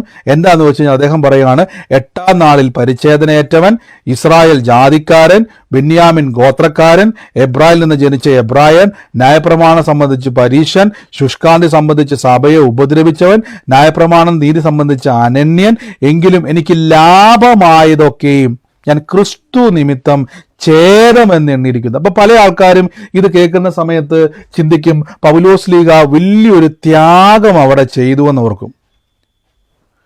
പലരും ചിന്തിക്കും, പൗലോസ്ലീഹ നിങ്ങൾ നോക്കി ഈ വാചനം നോക്കി കഴിഞ്ഞാൽ നമ്മൾ പറയത്തില്ല, എനിക്ക് ലാഭമായതൊക്കെയും ക്രിസ്തു നിമിത്തം ഛേദമെന്ന് എണ്ണിയിരിക്കുന്നു. അല്ല, ഇങ്ങനെ പല ആൾക്കാർക്കും അബദ്ധം പറ്റിയിട്ടുണ്ട്. അവരെന്ത് സംഭവിച്ചെന്ന് വെച്ച് കഴിഞ്ഞാൽ, കർത്താവിലേക്ക് വരുന്ന സമയത്ത് അവരുടെ ജീവിതത്തിൽ ഉള്ളതെല്ലാം അവരെന്ത് ചെയ്യുന്നു അറിയാവോ? എല്ലാം വിറ്റ് നമ്മൾ എന്ത് ചെയ്യും? അവർ മൊത്തം കളഞ്ഞിട്ട് അവർ ശൂന്യമായിട്ട് കർത്താവ് നിമിത്തം ഞാനിതെല്ലാം കളഞ്ഞു കൊടുത്തു എന്ന് പറഞ്ഞ് നിൽക്കുന്ന ആൾക്കാർ അവരെ തെറ്റിദ്ധരിക്കപ്പെട്ടതാണ് യഥാർത്ഥത്തിൽ. പൗലോസ് പറഞ്ഞ ഈ വാക്ക് നിമിത്തമാണ് പലപ്പോഴും സംഭവിക്കുന്നത്. എനിക്ക് ലാഭമായതൊക്കെയും ക്രിസ്തു നിമിത്തം ഞാൻ ഛേദമെന്ന് എണ്ണിയിരിക്കുന്നു. അപ്പൊ ഇത് കേൾക്കും നിങ്ങൾ വിചാരിക്കുമ്പോൾ പൗലോസ്ലീഹ മൊത്തം കൊണ്ട് കളഞ്ഞു. പക്ഷെ യഥാർത്ഥത്തിൽ നിങ്ങൾ ആ വചനം നോക്കിയാൽ മനസ്സിലാവും, പൗലോസ് തുടക്കത്തിൽ പറയുന്നുണ്ട് നാം ക്രിസ്തുവിൽ പ്രശംസിക്കുക. അപ്പൊ ക്രിസ്തുവിൽ എനിക്ക് പ്രശംസിക്കുക എന്ന് പറഞ്ഞാൽ അതിന്റെ അർത്ഥം ക്രിസ്തുവുമായി തുലനം ചെയ്താൽ, ബെന്യാമിൻ ഗോത്രക്കാരനാണെന്നോ, ഇസ്രായേൽ ജാതിക്കാരനാണെന്നോ, എബ്രായിൽ നിന്ന് ജനിച്ച എബ്രായനാണെന്നോ, പരീശനാണെന്നോ, സഭയെ ഉപദ്രവിച്ചവനാണോ, ഇതൊന്നും യേശു വെച്ച് നോക്കുമ്പോൾ ഒരു തുലാസിൽ വെച്ച് നോക്കിയാൽ പൗലോസ് ഒന്നുമല്ല. എനിക്കിത് ലാഭമാണെന്ന് എനിക്ക് തോന്നും. ചിലപ്പം ഞാൻ വലിയ ഇസ്രായേലുകാരനാണ്, ഞാൻ വലിയ യഹൂദനാണ്, വലിയ സംഭവമാണെന്നൊക്കെ വിചാരിച്ചാൽ യേശുവിന്റെ രക്ഷ സംബന്ധിച്ച് ഇതൊക്കെ വെറും ചപ്പും ചവറുവാ. യേശുവിനെ രക്ഷാ പദ്ധതി എന്ന് പറഞ്ഞാൽ ഞാൻ കേട്ടും കണ്ടും വളർന്ന സമ്പ്രദായത്തെക്കാൾ ഉന്നതമായി നിൽക്കുന്നതാണ്. അപ്പൊ പൗലോസ് പറയാണ്, ഞാൻ നിയമപ്രകാരം, യഹൂദ നിയമപ്രകാരം നോക്കുവാണെങ്കിൽ യേശുവിനെ അനുഗമിക്കുന്നവൻ പാപിയാണ്, യേശുവിനെ അനുഗമിക്കുന്നവൻ ക്രൂശിക്കപ്പെടേണ്ടവനാണ്. കാര്യം യേശു ക്രിസ്തു ആ കാലഘട്ടത്തിൽ യഹൂദ നിയമപ്രകാരം ആ കൽപ്പനകളെ ലംഘിച്ചയാളാണ്. അവരുടെ നിയമം അല്ല, യേശു ലംഘിച്ചിട്ടില്ല, അവരുടെ നിയമപ്രകാരം. അതുകൊണ്ട് പൗലോസ് പറയാണ്, ഞാൻ ഇപ്പോൾ പ്രശംസിക്കുന്ന ഞാൻ യഹൂദനായെന്നോ, ഞാൻ ബെന്യാമിൻ ഗോത്രക്കാരനായെന്നോ, ഞാൻ വലിയ ആളായെന്നോ, ബൈബിൾ വലിയ പരീശനാണെന്നോ ഉള്ള പ്രശംസയിലല്ല ഞാൻ നിൽക്കുന്നത്. ഞാൻ ഇപ്പോൾ നിൽക്കുന്നത് എനിക്ക് ലാഭമാണ് തോന്നുന്നതല്ല, ഞാൻ എന്ത് ചെയ്തു? യേശു നിമിത്തം എനിക്ക് ഛേദമെന്ന് എണ്ണിയിരിക്കുന്നു. അതിനർത്ഥം എനിക്ക് ഈ അഡ്രസ് ഒന്നും വേണ്ട, പകരം യേശുവിൻ്റെ രക്ഷ മാത്രം മതി. ഞാൻ യേശുവിൽ പ്രശംസിക്കുന്നു. എൻ്റെ കഴിവല്ല, മിടുക്കല്ല, ജനനമല്ല, ഞാനെന്ന യഹൂദൻ എന്ന അഡ്രസ് അല്ല, പകരം യേശുവിൻ്റെ രക്ഷാ പദ്ധതിയിൽ ഞാൻ പ്രശംസിക്കുന്നു. ഇതാണ് പൗലോസ്ലീഹ പറഞ്ഞത്, എനിക്ക് ലാഭമായതൊക്കെ ഛേദമെന്ന് എണ്ണി. ചിലർ ചിന്തിക്കാറുണ്ട്, അവരുടെ ജീവിതത്തിലുള്ള സ്വത്തും എല്ലാം വിറ്റ് കളഞ്ഞിട്ട് യേശുക്രിസ്തു നിമിത്തം ഞാനതെല്ലാം വിറ്റ് കളഞ്ഞു എന്ന് പറയുന്നുണ്ട്. ഒരിക്കലും അങ്ങനെ ചെയ്യരുത്. ഞാൻ പറയുന്നത് വീണ്ടും തെറ്റിദ്ധരിക്കില്ല കേട്ടോ. സുവിശേഷത്തിന് വേണ്ടി നമ്മൾ കൊടുക്കണം, ഒരു കുഴപ്പമൊന്നുമില്ല. പക്ഷെ യേശുവിന് വേണ്ടിയാണ് ഇത് ചെയ്യുന്നത് നമ്മൾ ഒരിക്കലും എന്ത് ചെയ്യരുത്? ചിന്തിക്കരുത്. യേശുക്രിസ്തുവിന് വേണ്ടിയല്ല. യേശുക്രിസ്തു പലപ്പോഴും നിങ്ങൾ നോക്കിയാൽ മതി, കർത്താവ് നമ്മൾ സുവിശേഷത്തിന് വേണ്ടി ചെയ്യുന്നതിനെല്ലാം പ്രതിഫലമുണ്ട്. യേശു പറഞ്ഞൊരു വാക്കുണ്ട്, ഞാൻ നിമിത്തം വീടോ നിലങ്ങളോ അപ്പനെയോ അമ്മയോ സഹോദരനെയോ മക്കളെയോ എന്ത് നഷ്ടപ്പെട്ടാലും ഞാൻ നിമിത്തം നഷ്ടപ്പെടുത്തിയാൽ നിനക്ക് അതിൻ്റെ 100 മടങ്ങ്. എൻ്റെ അർത്ഥം അത് മുഴുവൻ കളയണമെന്നല്ല, അങ്ങനെ പോയാൽ. ചിലപ്പോൾ ഞാൻ വിശ്വാസത്തിലേക്ക് കിടക്കുന്ന സമയത്ത് ചിലപ്പോൾ നിങ്ങളുടെ വീട്ടിൽ എതിർപ്പുകൾ കാണും. ഭർത്താവ് പറയും, നീ പ്രാർത്ഥനക്കാരിയാണല്ലോ, നീ ഇറങ്ങിപ്പൊക്കോ എന്ന് പറഞ്ഞ് നിങ്ങൾ ചിലപ്പോൾ ഉപദ്രവിക്കാൻ വന്നേക്കാം. ചിലപ്പം നിങ്ങൾക്ക് പ്രാർത്ഥിക്കുന്നതിന് വിപരീതമായി നിങ്ങളുടെ ഓഫീസിലോ സുഹൃത്തുക്കളോ ബന്ധുക്കാരോ നാട്ടുകാരോ കുടുംബക്കാരോ ഒക്കെ നിങ്ങളെ എതിർത്തേക്കാം, കളിയാക്കിയേക്കാം, പരിഹസിച്ചേക്കാം, നിങ്ങളെ ഒഴിവാക്കിയേക്കാം. ഇതൊക്കെ ക്രിസ്തു നിമിത്തം. അതാണ് കർത്താവ് പറഞ്ഞത്, ഞാൻ നിമിത്തം എന്ത് നിനക്ക് പോലെ നീ പേടിക്കണ്ട, അവിടെയെല്ലാം ഞാൻ മാനിക്കും നിന്നെ, അവിടെയെല്ലാം എന്ത് ചെയ്യും? മാനിക്കും. ആമേൻ. അപ്പൊ ഇവിടെ പൗലോസ് പറഞ്ഞ അർത്ഥവും ഇതും തമ്മിൽ വ്യത്യാസമാണ്. അതുകൊണ്ട് പൗലോസ് പറഞ്ഞത് എന്നാന്ന് ചോദിച്ചു കഴിഞ്ഞാൽ, നിങ്ങൾ ഈ ദിവസങ്ങളിൽ ആത്മാവിൽ ആരാധിക്കുമ്പോൾ, അന്യഭാഷ പറഞ്ഞ് ആരാധിക്കുമ്പോൾ അതിൻ്റെ അർത്ഥം എന്നാണെന്നറിയാവോ? നിങ്ങൾ ദൈവത്തിൻ്റെ നിയമത്തിൻ്റെ അകത്തുള്ളവരാണ്. ഞാൻ പറഞ്ഞല്ലോ, നിയമത്തിൻ്റെ കീഴിലുള്ളവരായ നിങ്ങൾ പ്രാർത്ഥിക്കുന്ന സമയത്ത് ശ്രദ്ധിക്കേണ്ട ഒരു കാര്യം, യേശുവിനെ കർത്താവും രക്ഷിതാവുമായി സ്വീകരിച്ച വ്യക്തിയാണോ, ധൈര്യത്തോടെ പറയണം, എനിക്ക് അത്ഭുതം കിട്ടിയേ പറ്റത്തുള്ളൂ. വാശി പിടിക്കണ്ട. ഇത് നിയമം എങ്ങനെയാണ്, നമ്മളെ നിയമം അങ്ങനെയല്ലേ, നമ്മൾ നിയമം അറിയാമെന്നുള്ള ചോദിച്ചിട്ടുണ്ട്. ചിലർ പറയാറില്ല, വക്കീലന്മാർ എന്ത് ചെയ്യാൻ വേണ്ടി പോരുന്നത്, നിയമം പറയാൻ വേണ്ടി പോരുന്നത്. അവർക്ക് നിയമം അറിയാം. ഇപ്പം നമ്മളെപ്പോലുള്ള സാധാരണക്കാരനോട് വന്നിട്ട് അത് ചെയ്യരുത് ഇത് ചെയ്യരുതെന്നൊക്കെ പറഞ്ഞാൽ നമ്മൾ ഉടനെ പേടിച്ച് എന്ത് ചെയ്യും? അവിടെ നിൽക്കും. പക്ഷേ നിയമം അറിയാവുന്ന വക്കീല് പോട്ടെ, നിയമം അറിയാവുന്ന ഒരാളോടാന്ന് വിചാരിച്ചു, അവരോട് എന്ത് ചെയ്യാൻ കഴിയത്തില്ല. അവർക്ക് നിയമം അറിയാം. പിശാചിന്റെ ഏറ്റവും വലിയ ട്രിക്ക് എന്നാണെന്നറിയാവോ? നമ്മളെ നിയമം പഠിപ്പിക്കത്തില്ല. പൗലോസ്ലീഹ പറയുകയാണ്, നാമല്ലോ പരിച്ഛേദനക്കാർ എന്ന് പറയുമ്പോൾ അതിന്റെ അർത്ഥം നിങ്ങൾ നിയമത്തിന്റെ അകത്തുള്ളവരാണ്. അതുകൊണ്ടാണ് പത്രോസ്ലീഹ പറഞ്ഞൊരു വാക്കുണ്ട്, എന്നറിയാവോ? അനുഗ്രഹം അനുഭവിക്കുവാൻ വിളിക്കപ്പെട്ടവർ. നോക്കിക്കേ, അനുഗ്രഹം അനുഭവിക്കുവാൻ വിളിക്കപ്പെട്ടവർ. അപ്പം നമ്മളെ വിളിച്ചിരിക്കുന്നത് തന്നെ, ബ്രദറെ ഞാൻ പ്രാർത്ഥിക്കുന്നുണ്ട്, കർത്താവ് എനിക്ക് വേണ്ടി പ്രവർത്തിച്ചാൽ മതിയായിരുന്നു. നിങ്ങളെ പിശാച് പറ്റിച്ചു. കാര്യം നിങ്ങൾ എന്താ പറഞ്ഞെന്നറിയാവോ? ദൈവം അനുഗ്രഹിച്ചാൽ മതിയായിരുന്നു, എൻ്റെ വിഷയം മാറിയാൽ മതിയായിരുന്നു. പ്രിയരെ, നിങ്ങൾ നിയമത്തിൻ്റെ അകത്തുള്ളവരാണെങ്കിൽ നിങ്ങൾ ഇത് അനുഭവിക്കുക തന്നെ ചെയ്യും. 1 പത്രോസ് 3:9 ആ വാക്യത്തിലേക്ക് ഒന്ന് പോയിട്ട് നമുക്ക് ഓടി വരാം. 1 പത്രോസ് 3-ാം അധ്യായത്തിൻ്റെ 9-ാമത്തെ വാക്യം. 1 പത്രോസ്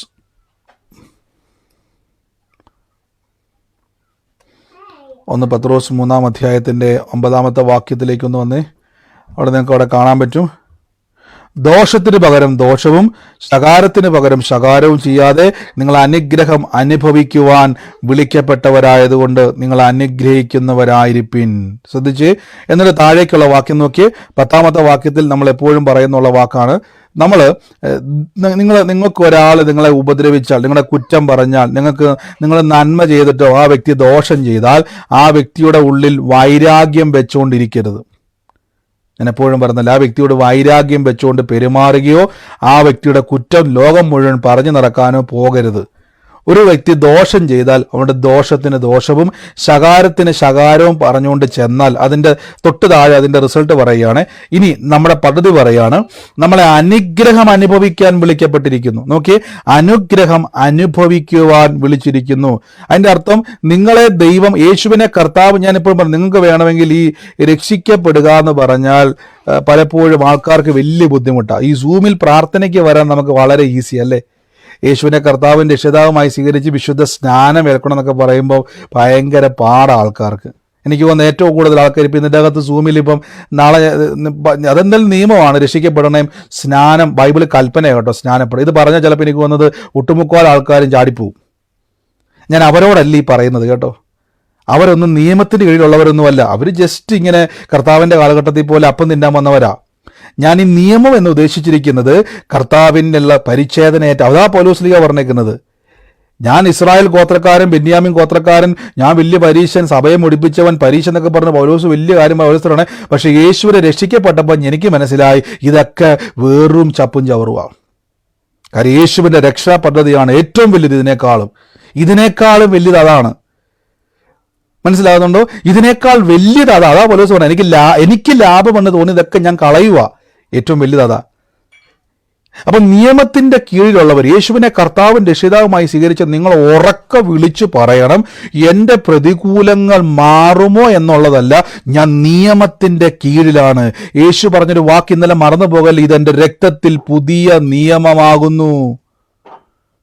ഇതെന്റെ രക്തത്തിൽ പുതിയ നിയമമാകുന്നു. അതിനർത്ഥം നിയമത്തിന്റെ കീഴിലേക്ക് വന്നു കഴിഞ്ഞാൽ അനുഗ്രഹം അനുഭവിക്കുക തന്നെ ചെയ്യും. അനുഗ്രഹം അനുഭവിക്കുക തന്നെ നിങ്ങൾ ചെയ്യും. അപ്പോൾ ബ്രദറെ, എൻ്റെ വിഷയത്തിൻ്റെ മേൽ ദൈവം പ്രവർത്തിക്കുക, ബ്രദർ ഒന്ന് പ്രാർത്ഥിച്ചിട്ട് പറയുക എന്ന് പറഞ്ഞാൽ ഞാൻ പ്രാർത്ഥിച്ചിട്ട് പറയും, അത്ഭുതം നടക്കുക തന്നെ ചെയ്യും. ബ്രദറിന് തന്നെ എത്ര ഉറപ്പ്? നിങ്ങൾ നിയമത്തിൻ്റെ കീഴിലാണെങ്കിൽ എനിക്ക് പ്രാർത്ഥിക്കുക പോലും വേണ്ട, ഒരു കൺഫ്യൂഷനും വേണ്ട.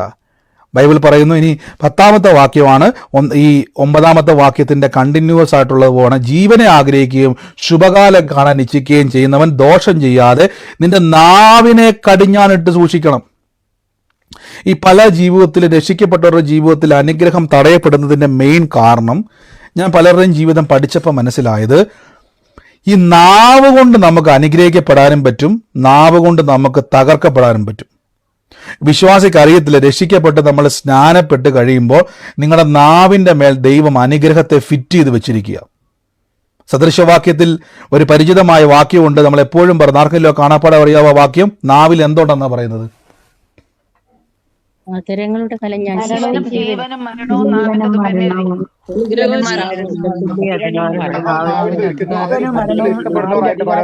മരണവും നാവിന്റെ അധികാരത്തിൽ. ജീവനും മരണവും നാവിന്റെ അധികാരത്തിലിരിക്കുന്നു. അപ്പൊ ഈ നിയമം നടപ്പിലാക്കുവാൻ നമ്മളെ സഹായിക്കുന്ന നമ്മുടെ ശരീരത്തിലെ ഏറ്റവും പ്രധാനപ്പെട്ട ഒരു ഘടകമാണ് നാവ്. ശ്രദ്ധിച്ച്, നാവിനൊരു പ്രത്യേകതയുണ്ട്. ഇത് നമ്മൾ ദൈവത്തിൽ നിന്ന് കേട്ട നിയമത്തെ നടപ്പിലാക്കാൻ വന്നിരിക്കുന്ന നിയമകർത്താവാണ് നമ്മുടെ നാവ്. കണ്ടോ? നാവിനെ സൂക്ഷിക്കണം. നാവ് കൊണ്ട് ഞാൻ മുടിഞ്ഞു പോകത്തേ ഉള്ളൂ, ഞാൻ തകർന്നു പോകത്തേ ഉള്ളൂ, ഞാൻ രക്ഷപ്പെടത്തില്ല എന്നിട്ട് മാറി നിന്ന് അന്യഭാഷ പറയുകയും വചനം പറയുകയും ചെയ്തു കഴിഞ്ഞാൽ ഒരിക്കലും രക്ഷപ്പെടത്തില്ല. നിങ്ങൾ പറയും, ബ്രദറെ ഞാൻ 2 മണിക്കൂർ അന്യഭാഷ പറഞ്ഞു, 3 മണിക്കൂർ വചനം പ്രഖ്യാപിച്ചു, അരമണിക്കൂർ ഞാൻ തന്നെ ശപിച്ചു. കണ്ടോ? അവിടെ എന്ത് സംഭവിച്ചെന്നറിയാവോ? ഇത് രണ്ടും തമ്മിൽ ക്ലാഷ് ആയിട്ട് നിങ്ങളുടെ ഹൃദയത്തിലേക്ക് വിശ്വാസത്തിന് പകരം അവിശ്വാസം പ്രവേശിച്ചു. കാര്യം ഒരേ ഉറവയിൽ നിന്നും ജീവനും മധുരവും വരത്തില്ല. യാക്കോബിന്റെ ലേഖനം പറയുന്നൊരു വാക്കുണ്ട് 3-ാം അധ്യായത്തിൽ, ജീവനും മധുരവും കയ്പും ഒരേ ഉറവയിൽ നിന്ന് വരുന്നത് നിങ്ങൾക്ക് നന്നല്ല. ശ്രദ്ധിച്ചേ, സ്തുതിയും ശാപവും ഒരേ നാവിന്ന് വരരുത്. അങ്ങനെ വന്നാലോ അത് നിങ്ങൾക്ക് നന്നല്ല. ഞാൻ മനസ്സിലാക്കാം. അതെന്നെ ചിലർ ചോദിക്കും, ബ്രദറെ അതെന്നെ പരിപാടിയെ ബ്രദറെ, കാര്യം ഞങ്ങൾ 2 മണിക്കൂർ അന്യഭാഷ പറഞ്ഞു, 1 മണിക്കൂർ വചനം പറഞ്ഞു, അബദ്ധവശാൽ ഒരു 10 മിനിറ്റ് എന്ത് ചെയ്തു, മുടിഞ്ഞു പോട്ടെ, നശിച്ചു പോട്ടെ, രക്ഷപ്പെടത്തില്ല, ഞാൻ നശിക്കത്തുള്ളൂ, ഞാൻ രക്ഷപ്പെടത്തില്ല എന്ന് ആകെ 10 മിനിറ്റേ പറഞ്ഞുള്ളൂ. അതെങ്ങനെയാ ബ്രദറെ എൻ്റെ ജീവിതത്തിൽ ഈ 2 മണിക്കൂർ പ്രാർത്ഥിച്ച അനുഗ്രഹത്തെ തടസ്സപ്പെടുത്തുന്നത്? പെട്ടെന്ന് മനസ്സിലാക്കാൻ ഞാൻ പറഞ്ഞുതരാവേ. നല്ല ഒന്നാന്തര ഓറഞ്ച് ജ്യൂസ് നന്നായിട്ട് മിക്സിയിലൊക്കെ അടിച്ച് മധുരമൊക്കെ ഇട്ട് നന്നായിട്ട് തണുപ്പിച്ച് മുമ്പിൽ കൊണ്ടുവന്നിരിക്കുക. ആ സമയത്ത് ആ ഓട വഴി ഒഴുകുന്ന ഇച്ചിരി വെള്ളം ഒരു 1/2 സ്പൂൺ എടുത്ത്, 1/2 സ്പൂൺ വേണ്ട, 1/4 സ്പൂൺ എടുത്ത് ആ ജ്യൂസിൻ്റെ അകത്ത് ഒന്ന് കലക്കിയാൽ നിങ്ങൾ ആരെങ്കിലും മധുരമുള്ള ജ്യൂസല്ലേ കുടിക്കാതിരിക്കുമോ? പറ, എത്ര പേര് കുടിക്കും? അതെന്നെ കുടിക്കാത്തത്? ഇച്ചിരി അല്ലേ വീണുള്ളൂ. കാര്യം ഒരു 1/2 സ്പൂണേ ഉള്ളു. കാര്യം ബാക്കി 1 ഗ്ലാസ് മുഴുവൻ ജ്യൂസ് ഉള്ളതാണെന്ന് പറഞ്ഞാലും ആ ഒരു തരി എന്തുണ്ടാക്കി? ഇതാണ് യാക്കോബ് പറഞ്ഞിരിക്കുന്നത്, ജീവനും മധുരവും കയ്പും മധുരവും ഒരേ ഉറവയിൽ നിന്ന് വരുന്നത് നിങ്ങൾക്ക് നന്നല്ല. അപ്പം നമ്മുടെ നാവ് വളരെ സൂക്ഷിക്കണം. ഇനി നിങ്ങൾക്ക് രക്ഷപ്പെടാൻ ഒരു മാർഗമുണ്ട്. ഇതേ നാവ് ഉപയോഗിച്ചാൽ മതി. തെറ്റ് പറ്റിയെങ്കിൽ ഉള്ളത്തിൽ നിന്ന് പറ, കർത്താവേ ഞാൻ അറിവില്ലായ്മ കൊണ്ട് എന്തെങ്കിലുമൊക്കെ വിളിച്ചു പറഞ്ഞിട്ടുണ്ടെങ്കിൽ, ഇനിയിപ്പോൾ ചിലപ്പോൾ ഓർത്തെടുക്കാൻ ബുദ്ധിമുട്ടായിരിക്കും, മറന്നു പോയെങ്കിൽ പറ, കർത്താവേ എൻ്റെ അനുഗ്രഹം. 1 വേ കൂടെ വണ്ടി ഓടിക്കണമെങ്കിൽ സ്റ്റീറിങ്ങെ പിടിക്കാൻ കൈ വേണം, അല്ലെങ്കിൽ വണ്ടി സൈഡിൽ കിടക്കും. കൈ ഉണ്ടെങ്കിൽ നമുക്ക് 1 വേ കൂടെ ആണെങ്കിലും 2 വേ കൂടെ ആണെങ്കിലും വണ്ടി ഓടിക്കാം. കൈയാ മെയിൻ പ്രധാനപ്പെട്ട ഘടകം അല്ലേ? അതേപോലെ വിശ്വാസിയുടെ നാവ് പ്രധാനപ്പെട്ട ഘടകമാണ്. ശ്രദ്ധിച്ചോണം, പൗലോസ്ലീഹ പറയുകയാണ്, നാമല്ലോ പരിച്ഛേദനക്കാർ എന്ന് നിങ്ങൾ പറയുമ്പോൾ നിങ്ങൾ യേശുക്രിസ്തുവിന്റെ നാമത്തിൽ പറയുവാൻ പഠിക്കണം, കർത്താവിന്റെ പരിച്ഛേദന ഏറ്റ ഞാൻ അനുഗ്രഹത്തിന്റെ കീഴിലാണ്. അവിടെ സൂക്ഷിക്കണേ, അവിടെ സൂക്ഷിക്കണം. ശാപം ഞാൻ പിടിക്കത്തില്ല. ബൈബിളിൽ ഒരു വാക്കുണ്ട്, കാരണം കൂടാതെ ശാപം വരത്തില്ലെന്നാണ് പറയുന്നത്. അടുത്ത വാക്യത്തിൽ പറയണം, നാം ആത്മാവ് കൊണ്ട് ആരാധിക്കുകയും ക്രിസ്തുവിൽ പ്രശംസിക്കുകയും ചെയ്യുന്നു. അതുകൊണ്ടാണ് ഇവിടെ വളരെ സൂക്ഷിക്കേണ്ട കാര്യമാണ്, ക്രിസ്തുവിൽ പ്രശംസിക്കുന്നു. ഈ പലപ്പോഴും നിങ്ങൾക്ക് എളിമ എന്നുള്ളത് നമ്മുടെ ഭാവമല്ല. നമ്മൾ ഈ എളിമ അഭിനയിക്കാൻ പറ്റത്തില്ല. നമ്മുടെ ജീവിതത്തിൽ എപ്പോഴും പറഞ്ഞ ദൈവം തന്നതല്ലാതെ എനിക്ക് ഒന്നുമില്ല. പൗലോസ്ലീഹ പറയും, ഞാൻ വലിയ ആളാണ്, എനിക്ക് 8-ാം നാളിൽ പരിച്ഛേദനയേറ്റവൻ, ബെന്യാമിൻ ഗോത്രക്കാരൻ, യഹൂദിൽ നിന്ന് യഹൂദൻ, പരീശൻ, അത് ഇതെന്നൊക്കെ പറയുകയാണ്. പക്ഷെ പൗലോസ് പറയുകയാണ്, ഇതെല്ലാം ഞാൻ ഛേദമെന്ന് എണ്ണി. കാര്യം ക്രിസ്തുവിൽ എനിക്ക് പ്രശംസിക്കാൻ വകയുള്ളൂ. കർത്താവ് നിർത്തിയിട്ടല്ലാതെ എനിക്ക് നിൽക്കാൻ കഴിയത്തില്ല. യേശു എന്നെ നടത്തിയതല്ലാതെ എനിക്ക് പറയുവാൻ ഒന്നുമില്ല, പുകഴുവാൻ ഒന്നുമില്ല, കൃപയല്ലാതെ മറ്റൊന്നുമില്ല. ആമേൻ. അതുകൊണ്ടാണ് മറ്റുള്ളവരുടെ കുറ്റം പറയാൻ വേണ്ടി പോകുമ്പോൾ നിങ്ങൾ ചിന്തിക്കണം, കർത്താവ് ഇതിലും നാശത്തിൽ കിടന്നവനാ ഞാൻ, കർത്താവിന് എന്നോട് കൃപ തോന്നിയത് കൊണ്ട്. ഇത് മറക്കരുത്. ഇത് മറക്കരുത്. എനിക്ക് എന്ത് യോഗ്യതയാണ് ഉള്ളത്? കർത്താവിൻ്റെ കൃപയല്ലേ നമ്മളെ കണ്ടത്, കർത്താവിൻ്റെ കൃപയല്ലേ. പക്ഷേ ഫിലിപ്പിയ സഭയ്ക്ക് ഒരു അബദ്ധം പറ്റി. പൗലോസ്ലീഗ അപ്പോസ്തലന്മാരുടെ പ്രസംഗത്താൽ അവർ രക്ഷിക്കപ്പെട്ട് സ്നാനപ്പെട്ട് യേശുവിലേക്കൊക്കെ വന്നു കഴിഞ്ഞപ്പോഴേക്കും അവരുടെ ഇടയിലേക്ക് കയറിക്കൂടിയ യഹൂദന്മാർ പഠിപ്പിച്ചു, വിശ്വാസം മാത്രം പോരാ, കുറച്ച് ആചാരങ്ങളൊക്കെ ഉണ്ട് കേട്ടോ, കുറച്ച് നേർച്ചയൊക്കെ ഉണ്ട് കേട്ടോ, കുറച്ച് കാഴ്ചയൊക്കെ ഉണ്ട് കേട്ടോ, അതുണ്ട് ഇതുണ്ടെന്നൊക്കെ പറഞ്ഞ് മിക്സ് ചെയ്ത് ഇവരെ പഠിപ്പിച്ചു. കുറെ കഴിഞ്ഞപ്പോൾ പൗലോസ് പറയുകയാണ്, നിങ്ങളൊന്നും എന്നേക്കാൾ വലിയവരൊന്നും അല്ലല്ലോ. അതിൻ്റെ കാരണം പൗലോസ് പറയുകയാണ്, ഈ ഫിലിപ്പിയ സഭയെന്ന് പറഞ്ഞാൽ യഹൂദനാൽ ഉണ്ടായ സഭയല്ലത്. നമ്മളെപ്പോലെ യേശുവിനെ അറിയാത്ത ഒരു കൂട്ടം ആൾക്കാരുടെ സഭയാണ് ഫിലിപ്പിയ സഭ. യഹൂദന്മാർ അവിടെ ഉണ്ടെങ്കിലും അത്ര വലിയ, അതിനേക്കാൾ കൂടുതൽ ജനം അവിടെയുണ്ട്. നിങ്ങൾ അപ്പോസ്തല പ്രവൃത്തി വായിച്ചാൽ മതി. അപ്പോൾ പൗലോസ് പറയുകയാണ്, എന്നേക്കാളും വലിയ യഹൂദനൊന്നും അല്ലല്ലോ നിങ്ങളാരും. പക്ഷേ ഞാൻ പോലും എനിക്ക് ലാഭമെന്ന് പറയുന്നത് മൊത്തവും ക്രിസ്തുവിൻ്റെ രക്ഷ വന്നപ്പോൾ ഞാനത് വേണ്ടെന്ന് വെച്ചു. ഇന്ന് ഞാൻ യഹൂദരല്ല, യേശു ക്രിസ്തുവിൻ്റെ ദൈവത്തിൻ്റെ മകനെന്നറിയപ്പെടുന്നവനാണ്. ദൈവത്തിൻ്റെ മകനാണ് ഞാൻ. പരിച്ഛേദന ഏറ്റ നിമിത്തം ക്രിസ്തു യേശുവിൽ ദൈവത്തിൻ്റെ ഇസ്രായേലാണ്. പക്ഷേ അതിനേക്കാൾ വലിയ പദവി ദൈവത്തിൻ്റെ മകനും മകളുമായി ഞാൻ തീർന്നിരിക്കുന്നു. അപ്പോൾ ഈ ദിവസങ്ങളിൽ പ്രാർത്ഥിക്കുമ്പം നിങ്ങളുടെ വിശ്വാസത്തിൻ്റെ അകത്ത് ഒരു കാര്യം നിങ്ങൾ ആഡ് ചെയ്യണം. എൻ്റെ വിഷയം മാറുമോ എന്നൊരു സംശയം ഉണ്ടെങ്കിൽ രക്ഷിക്കപ്പെട്ടാൽ മതി. അപ്പോൾ നിങ്ങൾ എനിക്ക് ഈ രക്ഷിക്കപ്പെടാനൊക്കെ ചിന്തിക്കുന്നത് പല ആൾക്കാരുടെ ചിന്തയെന്ന് പറഞ്ഞാൽ ഏതെങ്കിലുമൊക്കെ സഭയിലോട്ട് ചാടിപ്പോകുന്ന പരിപാടിയാണെന്നാണോ? അല്ല, യേശുവിലേക്ക് വരുന്ന പരിപാടിയാണ് രക്ഷിക്കപ്പെടുന്നത്. ഈ രക്ഷിക്കപ്പെട്ടുള്ള ഗുണം ഞാൻ പറയാം, ഫുൾ ഗ്യാരണ്ടിയാണ്. ദൈവം ഇറങ്ങി വന്ന് നിങ്ങളെ വിടിവിച്ചിരിക്കും. 100% ഉറപ്പാണ്. തെളിവ് ഞാൻ പറഞ്ഞു തരാം. നിങ്ങൾക്കത് ബ്രദറെ എന്നാ ദൈവം ഞങ്ങളെ വിടുവിക്കുന്ന ഉറപ്പ് ഞാൻ പെട്ടെന്ന് പറഞ്ഞു തരാം. നമ്മുടെ നാട്ടിൽ ഇപ്പോൾ AI ക്യാമറകളുണ്ട് അല്ലേ? AI ക്യാമറ ഇപ്പോൾ ഉദാഹരണം മനസ്സിലാക്കാൻ വേണ്ടി പറഞ്ഞു തരാം. ഒരു 60 മൈൽ സ്പീഡിൽ 60 കിലോമീറ്റർ സ്പീഡിൽ പോകേണ്ട റോഡിൽ ദൈവം നിങ്ങളെ വിടുവിക്കുമല്ലോ എന്ന് നിങ്ങൾക്ക് സംശയമുള്ളവരുണ്ടെങ്കിൽ ആ തൃശ്ശൂരിലോ എറണാകുളത്തോ കോട്ടയത്തോ ഒക്കെയുള്ള AI ക്യാമറ മുമ്പിൽ നിന്നും എഴുതി വെച്ചിരിക്കുന്ന സ്പീഡൊന്ന് ബ്രേക്ക് ചെയ്താൽ മതി. ഒന്ന് ബ്രേക്ക് ചെയ്ത് കഴിഞ്ഞാൽ 2 ദിവസത്തിൻ്റെ അകത്ത് ഫോട്ടോ ഉൾപ്പെടെ ഒരു പെറ്റി അങ്ങോട്ട് വരും. നിങ്ങളവിടെ നോക്കുമ്പോൾ എന്താണ് സ്പീഡ് ബ്രേക്കർ, അത് നിങ്ങളവിടെ സ്പീഡ് ബ്രേക്ക് ചെയ്യുന്ന നിമിത്തം എന്തുണ്ടായി, പെനാൽറ്റി വന്നു. അപ്പോൾ നിങ്ങൾ പറയും, ഇത് എൻ്റെ കാറല്ലേ, ഞാൻ ഇഷ്ടമുള്ള സമയത്ത് എനിക്ക് എപ്പോൾ ഓടിക്കാമല്ലോ. നിൻ്റെ കാറായിരിക്കും, നിൻ്റെ വണ്ടി ആയിരിക്കും, പെട്രോൾ ആയിരിക്കാം. പക്ഷേ ഒരു വാക്ക് ശ്രദ്ധിച്ചോണം, നിങ്ങളുടെ വണ്ടി ആയിരിക്കാം, നിങ്ങളുടെ പെട്രോൾ ആയിരിക്കാം. പക്ഷേ നിയമം ലംഘിച്ചത് കൊണ്ട് എന്ത് സംഭവിച്ചു? പിഴ കിട്ടി. ഇപ്പൊ ദൈവം നിങ്ങളെ അനുഗ്രഹിക്കുമോ എന്ന് രക്ഷിക്കപ്പെട്ടവർക്ക് സംശയം ഉണ്ടെങ്കിൽ ഒന്നും പേടിക്കണ്ട. ഈ ഭൂമിയിലെ നിയമം ലംഘിച്ചാൽ ശിക്ഷയുണ്ടെങ്കിൽ ദൈവത്തിന്റെ നിയമത്തിന്റെ കീഴിലാണെങ്കിൽ രക്ഷയുണ്ട്, ഉറപ്പാണ്. ഇത് നാവ് കൊണ്ട് ലംഘിക്കാൻ പോകരുത്. നാവ് കൊണ്ട് ലംഘിക്കുന്നവർക്കാണ് ഈ പ്രശ്നങ്ങൾ മൊത്തം വരുന്നത്. ശ്രദ്ധിച്ചോണം. ഇനി സങ്കടപ്പെടരുത്. നമ്മളെ ട്രിക്ക് ഉപയോഗിച്ചത് പിശാചിന്റെ ഒരു തന്ത്രത്തിൽ കുടുങ്ങിപ്പോയതാണ്. നിങ്ങളെ കുറ്റപ്പെടുത്തുമല്ല ഞാൻ, പിശാചിന്റെ ട്രിക്കിൽ നിങ്ങൾ കുടുങ്ങിപ്പോയതാ. അവൻ വെച്ചൊരു കെണി നിങ്ങളിൽ പെട്ടുപോയതാ. പക്ഷെ രക്ഷപ്പെടാൻ വഴിയുണ്ട്. ഏറ്റു പറഞ്ഞാൽ മതി, കർത്താവേ എന്നോട് ക്ഷമിക്കണപ്പാ, ഞാൻ ശരി അറിവില്ലായ്മ കൊണ്ട് എന്തൊക്കെയോ ഞാൻ വിളിച്ചു പറഞ്ഞിട്ടുണ്ട്, നിയമം ലംഘിച്ചിട്ടുണ്ട്, ഞാൻ ലംഘിച്ചിട്ടുണ്ടപ്പാ. എൻ്റെ നാവിലാണ് ജീവനും മരണവും ഇരിക്കുന്നത്, അനുഗ്രഹവും ശാപവും ഇരിക്കുന്ന അവിടെയാണ്. ജീവനും മരണവും വ്യാപരിക്കുന്ന എൻ്റെ നാവില. ഇന്ന് ഞാൻ പറയുന്നു, അപ്പാ എൻ്റെ ഹൃദയത്തിൽ നിന്നൊന്ന് പറയാം, എൻ്റെ യേശുവേ, വാഗൊണ്ട് പറഞ്ഞ എല്ലാ നിയമ ലംഘനങ്ങളെയും, കാര്യം എൻ്റെ അനുഗ്രഹം, ഞാൻ എൻ്റെ ജീവിതത്തിൽ ഞാൻ തല പോകുമെന്നും നശിക്കുമെന്നും ഞാൻ അവസാനിക്കുമെന്നും എൻ്റെ കുടുംബം തകരുമെന്നും ഞാൻ അങ്ങ് തീർന്നാ മതി എന്നൊക്കെ പറഞ്ഞ വാക്കൊക്കെ നിയമത്തെ ലംഘിച്ചിരിക്കുക. അനുഗ്രഹം അനുഭവിക്കാൻ വന്നവരെ നിങ്ങൾ, ആ നിയമത്തിൻ്റെ അകത്തുള്ളവർ. നിങ്ങൾ അബ്രഹാം പറയും, എനിക്ക് ദൈവവും വേണ്ട, ഇസാക്കും വേണ്ട, ഒന്നും വേണ്ട. അബ്രഹാമേ, നീ അങ്ങനെ പറഞ്ഞാൽ എന്ത് സംഭവിക്കുമെന്നറിയാവോ? നീ പിന്നെയും കട്ടതയിലോട്ട് പോകും.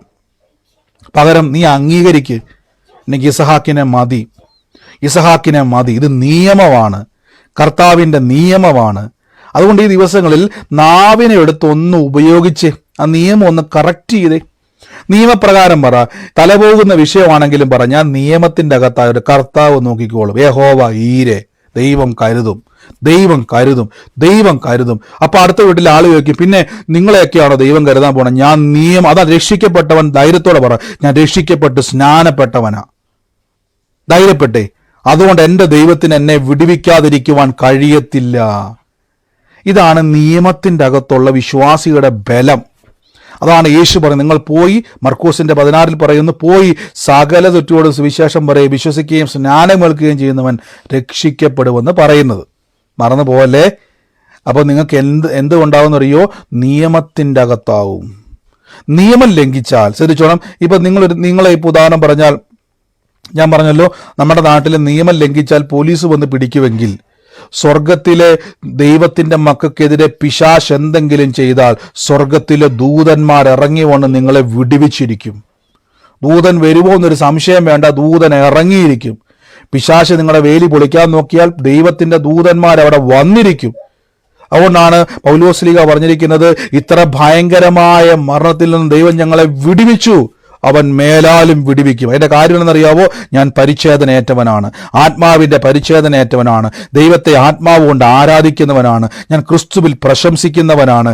ഇതെല്ലാം ഉള്ളതുകൊണ്ട് ജഡത്തെ ഞാൻ ആശ്രയിക്കാത്തവനാണ്. ഈ 4 കാര്യം ഞാൻ ചെയ്യുന്നത് കൊണ്ട് അവൻ എന്നെ മേലാലും വിടുവിക്കും. കണ്ട, ഫുൾ ഗ്യാരണ്ടിയാ. ദൈവത്തിലുള്ളവൻ്റെ അകത്ത് സംശയം വരുമ്പോൾ ബൈബിൾ വായിച്ചാൽ മതി.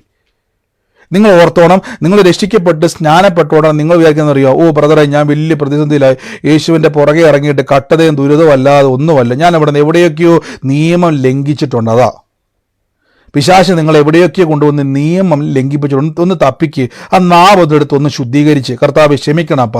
അതുകൊണ്ടാണ് ഞാൻ കഴിഞ്ഞ ദിവസങ്ങളിൽ ഒരു സഹോദരി അവരോടൊക്കെ ഞാൻ പറയുന്നത്, നിങ്ങൾ പലപ്പോഴും പറയരുത്, ആദ്യം നിങ്ങൾ പറയണം ഞാനൊരു അനുഗ്രഹമാണ്. നമ്മളെ പലപ്പോഴും പിശാചിൻ്റെ ട്രിക്കാണ്, മറ്റുള്ളവർക്ക് ഞാൻ വലിയ അനുഗ്രഹമാകും പക്ഷേ എനിക്കൊരു അനുഗ്രഹമില്ല. അങ്ങനെ നമ്മളെ കൊണ്ട് പറയിപ്പിക്കുന്ന ഒരു തന്ത്രമാണ്. ഞാൻ നിങ്ങളെ ആരെയും വിധിക്കുമല്ല, ഞാനും ഒരു കാലത്ത് അങ്ങനെ പറഞ്ഞുകൊണ്ടിരുന്നത്, ഞാൻ മറ്റുള്ളവർക്ക് വേണ്ടി പ്രാർത്ഥിക്കും, എനിക്കൊരു രക്ഷയില്ല, എനിക്കൊരു വിട, ഞാൻ നിർത്തിയ പരിപാടി. ഞാനാണ് അനുഗ്രഹം. ബൈബിൾ നോക്കിയേ, അനുഗ്രഹം അനുഭവിക്കുവാൻ വിളിക്കപ്പെട്ടവരാണ് ഞാൻ. ആമേൻ. അതിൻ്റെ അർത്ഥം, ബ്രദറെ എൻ്റെ രോഗം മാറുമോ? നിയമമാണ്, രോഗം മാറിയേ പറ്റത്തുള്ളൂ. സൗഖ്യം അനുഭവിക്കാൻ വിളിക്കപ്പെട്ട ആളാ ഞാൻ. രക്ഷിക്കപ്പെട്ട ആളാണോ? സ്നാനപ്പെട്ട ആളാണോ? യേശുവിനെ കർത്താവ് രക്ഷിതാവായി സ്വീകരിച്ച ഞാനാണോ? നിങ്ങൾ വിഗ്രഹങ്ങളുടെ പുറകെ ഓടാത്ത ആളാണോ? അങ്ങനെയെങ്കിൽ 100% ഗ്യാരണ്ടി നിങ്ങൾ രക്ഷപ്പെട്ടേ പറ്റത്തുള്ളൂ. പാളയണം, ഈ ഭൂമിയിലെ നിയമം തെറ്റിച്ചാൽ പോലീസ് പിടിക്കുമെങ്കിൽ സ്വർഗത്തിലെ നിയമം തെറ്റിച്ചാൽ പിശാച ദൂതന്മാർ എനിക്ക് വേണ്ടി ഇറങ്ങിയിരിക്കും. എൻ്റെ കർത്താവ് എനിക്ക് വേണ്ടി പ്രവർത്തിച്ചിരിക്കും. എൻ്റെ ജീവിതത്തിൽ ഏതെങ്കിലും ഒരു പ്രതിസന്ധി വന്നാൽ അവൻ എന്നെ കൈവിടത്തില്ല. ദൈവം നിയമത്തിന് വിരുദ്ധമാണെന്ന് ഉറക്കെ വിളിച്ചു പറയണം. അല്ലാതെ നമ്മൾക്ക് സംഭവിക്കുന്നത് ഞാൻ പറഞ്ഞിട്ട് അവസാനിപ്പിക്കാം. നമ്മളിവിടെ എന്ത് ചെയ്യുന്നു? നമ്മൾ തന്നെ നിയമത്തെ, പിശാചിൻ്റെ കൂട്ടുനിന്ന് ദൈവത്തിൻ്റെ നിയമത്തെ നമ്മൾ എന്ത് ചെയ്യാന്ന് ചോദിച്ചു കഴിഞ്ഞാൽ എതിർക്കുക. നിങ്ങളിപ്പോൾ ഉദാഹരണം പറയും, ഒരു വിഷയം പ്രാർത്ഥിക്കുക. ബൈബിളിൽ അങ്ങനെ ഉണ്ട്. ബൈബിൾ പറയുന്നു അനുഗ്രഹം. ഇപ്പോൾ ഉദാഹരണം ഞാൻ അബ്രഹാമിലേക്ക് ഒന്ന് പോകാം, അപ്പോൾ നിങ്ങൾക്ക് മനസ്സിലാവും. അബ്രഹാമിനോട് പറയുകയാണെ, ഈ വാക്യം മറക്കല്ലേ, നിങ്ങൾ ഞാൻ മോളുടെ വാക്യം എടുക്കാവേ. ഇങ്ങോട്ട് നോക്കി,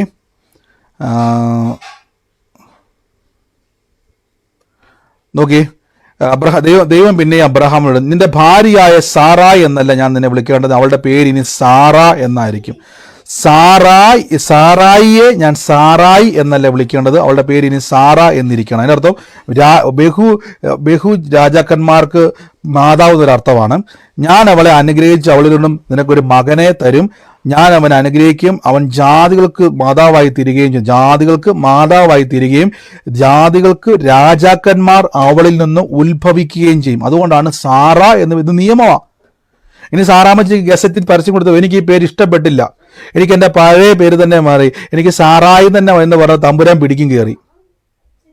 നിയമം ലംഘിച്ചു, നിന്നെ ഞാനിപ്പോൾ സാറാ ആക്കിയിരിക്കുകയാണ്. ഇനി നിന്റെ അകത്തുനിന്ന് രാജാക്കന്മാർ വന്നേ പറ്റത്തുള്ളൂ. ദാവീദിനെ പോലെയുള്ള ശക്തന്മാരായ രാജാക്കന്മാർ പുറത്തു വരാൻ വേണ്ടിയുള്ള ഒരു സഹോദരിയാണ് സാറ. ഓ സാറാമ്മച്ചി, എനിക്ക് ഈ പേര് ഇഷ്ടപ്പെട്ടില്ല, എനിക്ക് പഴയ പേരാ ഇഷ്ടം. നിയമം ലംഘിക്കുക. കാര്യം നിയമത്തിൻ്റെ അകത്താണ് നിങ്ങളെങ്കിൽ കോൺഫിഡൻസോടെ നിന്നോണം, ധൈര്യത്തോടെ നിൽക്കണം. കർത്താവ് യേശുവിനെ രക്ഷിതാവായി സ്വീകരിച്ച് എനിക്ക് ഒരു അനർത്ഥവും വരത്തില്ല, ഒരു പിശാചിനും എൻ്റെ മേലെ അവകാശമില്ലെന്ന് പറ. അപ്പം തന്നെ രോഗം വിട്ടുപോകണ കാണാൻ പറ്റും.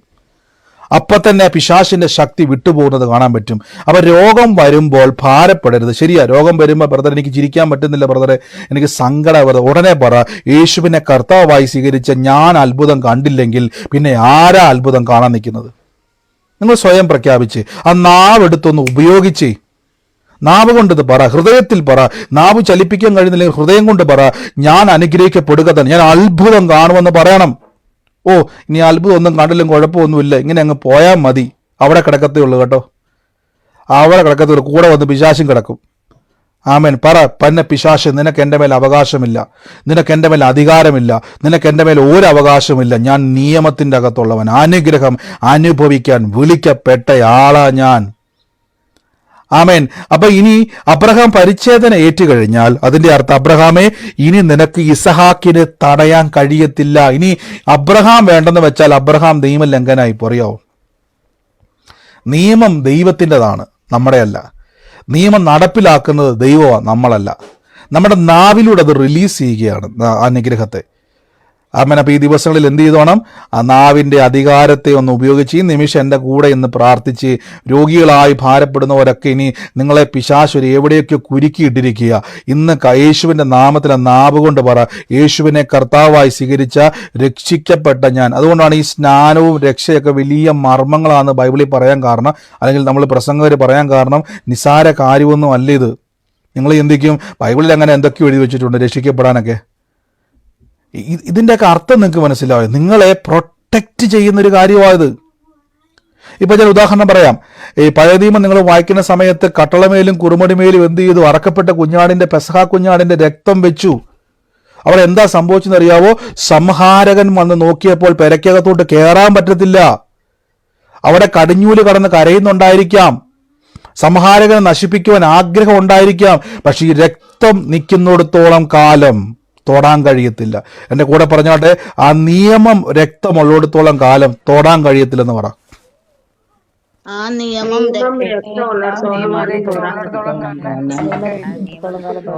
ഇതേപോലെയാണ് രക്ഷിക്കപ്പെടുക എന്ന് പറയുന്നതും സ്നാനപ്പെടുക എന്ന് പറയുന്നതും ഒക്കെ ഒരടയാളമാണ്. ഇതൊരടയാളമാണ്. ഇത് അടയാളം നിങ്ങളുടെ മേൽ മുദ്രയായി കിടക്കുക. അതുകൊണ്ടാണ് ആത്മാവ് കൊണ്ട് നിങ്ങളെ മുദ്രയിട്ടിരിക്കുന്നു. യേശു പറഞ്ഞു, യോഹന്നാൻ നിങ്ങളെ വെള്ളം കൊണ്ട് സ്നാനം കഴിപ്പിക്കും, ഞാനോ നിങ്ങൾക്ക് പരിശുദ്ധ ആത്മാവിനല്ല. അപ്പോസ്തല പ്രവൃത്തി 1-ാം അധ്യായം. ആത്മാവ് കൊണ്ട് സ്നാനപ്പെടുത്തും. ഇത് വീണ് കഴിഞ്ഞാൽ ഇത് മുദ്രയാണ്. ഇത് പൊട്ടിക്കാൻ ഒരു പിശാചിനും കഴിയത്തില്ല. ഇത് പൊട്ടിച്ച് ഒരു പിശാചിനും നിങ്ങളെ തൊടാൻ കഴിയത്തില്ല. ഇത് മുദ്രയാ. അപ്പൊ ഈ മുദ്രയ്ക്കകത്ത് നിൽക്കുന്നവൻ എന്ത് ചെയ്യണം? ധൈര്യത്തോടെ നിൽക്കണം.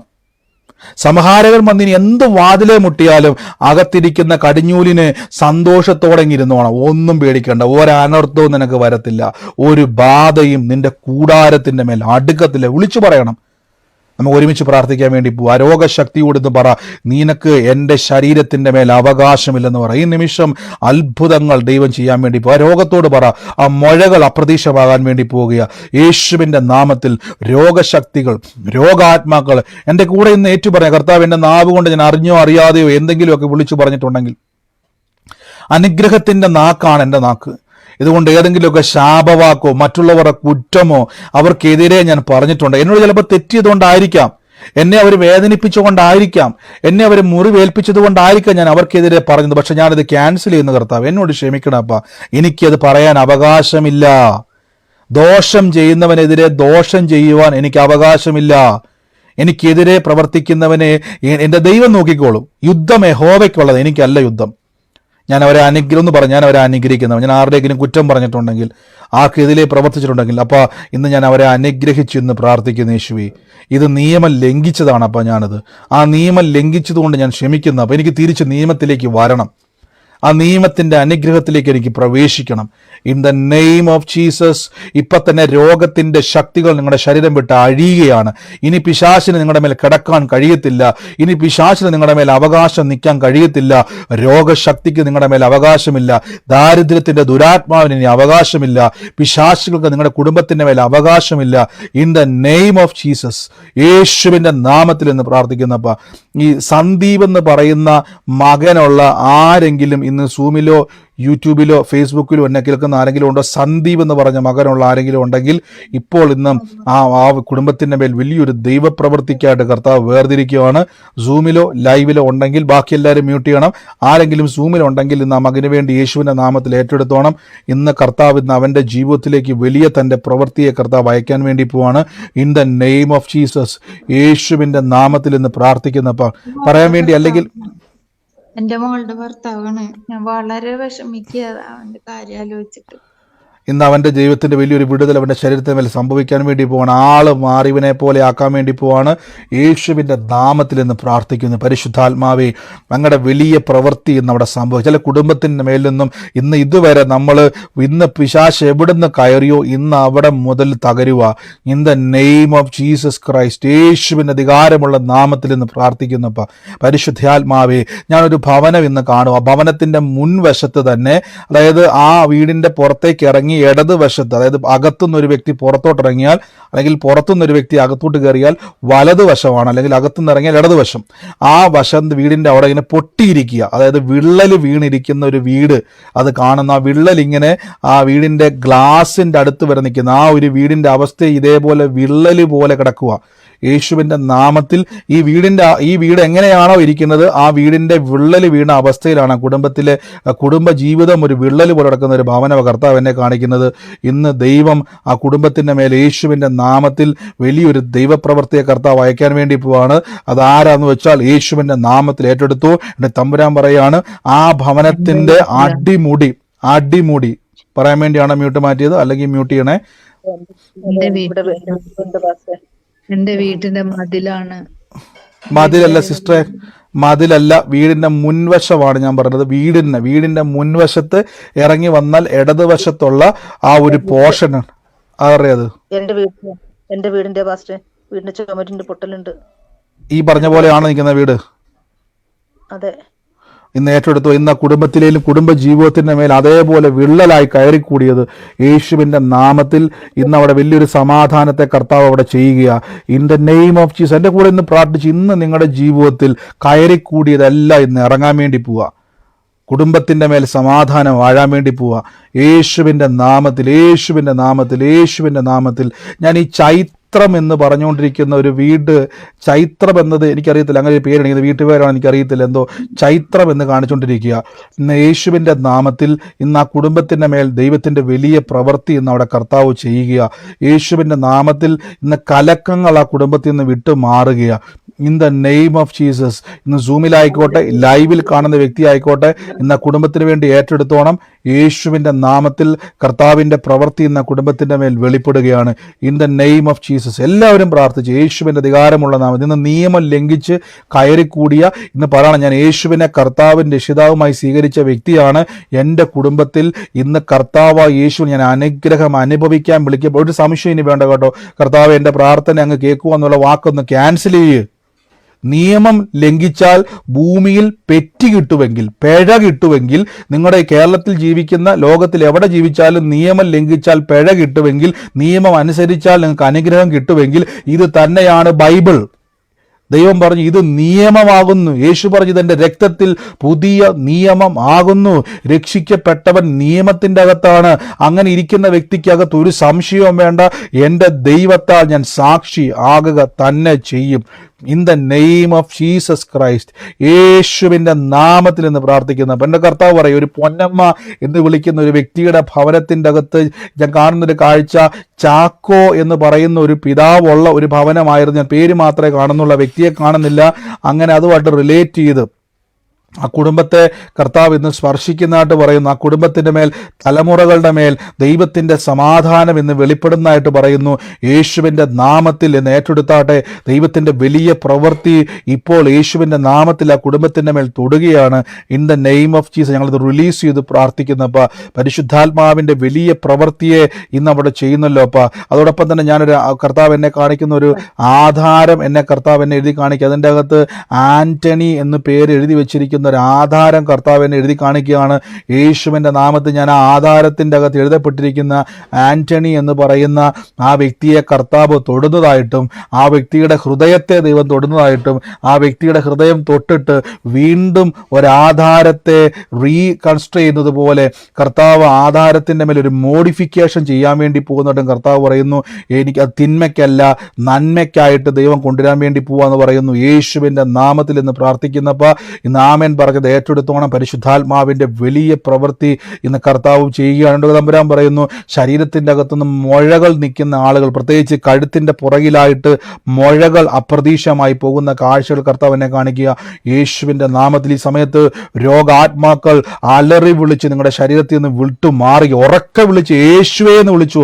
യേശുവിൻ്റെ നാമത്തിൽ കർത്താവിൻ്റെ വലിയ പ്രവൃത്തികൾ നിങ്ങളുടെ ശരീരത്തിൻ്റെ മേൽ വെളിപ്പെടും. യേശുവേ എന്ന് വിളിക്കുമ്പോൾ, കർത്താവ് യേശുവിൻ്റെ നാമത്തിൽ ഇത് ഏറ്റെടുക്കുമ്പോൾ, ആരും ഈ സമയത്ത് നിങ്ങളിന്ന് ചാടി എണീറ്റ് കിടന്നുകൊണ്ട് ഈ സമയത്ത് ആരും കേൾക്കണം, എല്ലാവരും ഇത് ചാടി എണീറ്റ് യേശുവിൻ്റെ നാമത്തിൽ നിങ്ങളുടെ കുടുംബത്തിലേക്ക് പരിശുദ്ധാത്മാവിൻ്റെ വലിയൊരു അഭിഷേകത്തിൻ്റെ ശക്തി എന്ന് വ്യാപരിക്കുക. നിങ്ങളുടെ ശരീരങ്ങളിലേക്ക് ആ ദൈവശക്തിയുടെ വ്യാപാരം വെളിപ്പെടുക. ആ ശരീരത്തിൻ്റെ അകത്തേക്ക് നിങ്ങളുടെ ഉച്ച മുതൽ ഉള്ളങ്കാല് വരെ പരിശുദ്ധാത്മാവിൻ്റെ വലിയൊരു ശക്തി വ്യാപരിക്കുക. നിമിഷം നിങ്ങളെ തന്നെ ഒരു റീഫ്രഷ് ചെയ്യുക. In the name of Jesus, യേശുവിൻ്റെ നാമത്തിൽ എന്ന് പ്രാർത്ഥിക്കുന്നപ്പം in the name of Jesus. ഞാനൊരു ബാഗിൻ്റെ അകത്ത് ഇങ്ങനെ 2 വളകൾ ഊരിയിട്ടിരിക്കുന്ന ഒരു ബാഗ് കർത്താവ് എന്നെ കാണിക്കുക.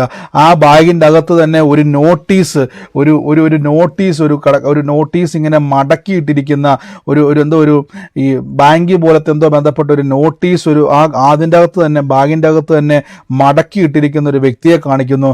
ആ വ്യക്തിയുടെ തലമുറയെ ഇന്ന് കർത്താവ് തൊടുന്നായിട്ട് പറയുന്നു. ഇന്ന് ആ ബാഗ് കർത്താവ് ഒരു അടയാളമായിട്ടാണ് കാണിക്കുന്നത്. യേശുവിൻ്റെ നാമത്തിൽ ഞാനിന്ന് പ്രാർത്ഥിക്കുമ്പോൾ കർത്താവിനെ കണ്ട് പലപ്പോഴും ആ ബാഗ് ഇരിക്കുന്ന ഒരു പൊസിഷൻ, ഒരു കസേരെ കൊണ്ടാണ് പലപ്പോഴും ആ ബാഗ് വെച്ചിരിക്കുന്ന ഒരു സ്റ്റാൻഡ് ഇത് കാണിക്കുന്നത്. ഇന്ന് ആ വ്യക്തിയെയും അതിൻ്റെ ഉടമസ്ഥയെയും കർത്താവ് ഇന്ന് സ്പർശിക്കുന്നു.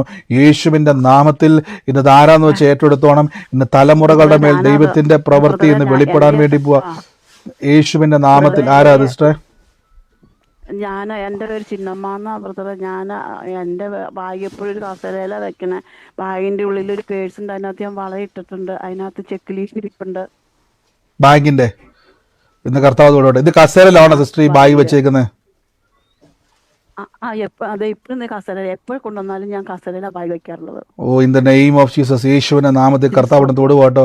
തലമുറയെ കർത്താവ് ഇന്ന് വെടിവെക്കുക. In the name of Jesus. കർത്താവിനെ കാണിക്കുന്ന സാമ്പത്തിക കുരുക്കുകളെ ആ കുടുംബത്തിന്റെ അകത്ത് കൊണ്ടിട്ട് അതിന്റെ പേരിൽ പലപ്പോഴും കരച്ചിലും പല്ലുകടിയും ഉണ്ടാകുന്ന ഭവനമാണ്. യേശുവിന്റെ നാമത്തിൽ ഇന്ന് പ്രാർത്ഥിക്കുന്ന, പ്രത്യേകിച്ച് തലമുറകളെ കുരുക്കുവാൻ നോക്കുന്ന സകല പിശാചിന്റെ തന്ത്രങ്ങളെയും ഞങ്ങൾ ആത്മാവിൽ അതിനെ വെട്ടിവിടുന്നപ്പ കുടുംബത്തിന്റെ മേൽ സമാധാനം വാഴട്ടെ. യേശുവിന്റെ അധികാരമുള്ള നാമത്തിൽ ഇന്ന് പ്രാർത്ഥിക്കുന്നപ്പ ഞാനൊരു പണി തീരാത്ത ഒരു ഭവനം കർത്താവ് എന്നെ കാണിക്കുക. പണി തീരാത്ത ഒരു ഭവനം എന്നെ കർത്താവ് കാണിക്കുക. യേശുവിൻ്റെ നാമത്തിൽ ഇന്ന് ആ ഭവനത്തിന് വേണ്ടി പ്രാർത്ഥിക്കുന്ന സമയത്തൊക്കെയും പരിശുദ്ധാത്മാവ് എന്നെ കാണിക്കുന്ന ഒരു കാഴ്ച.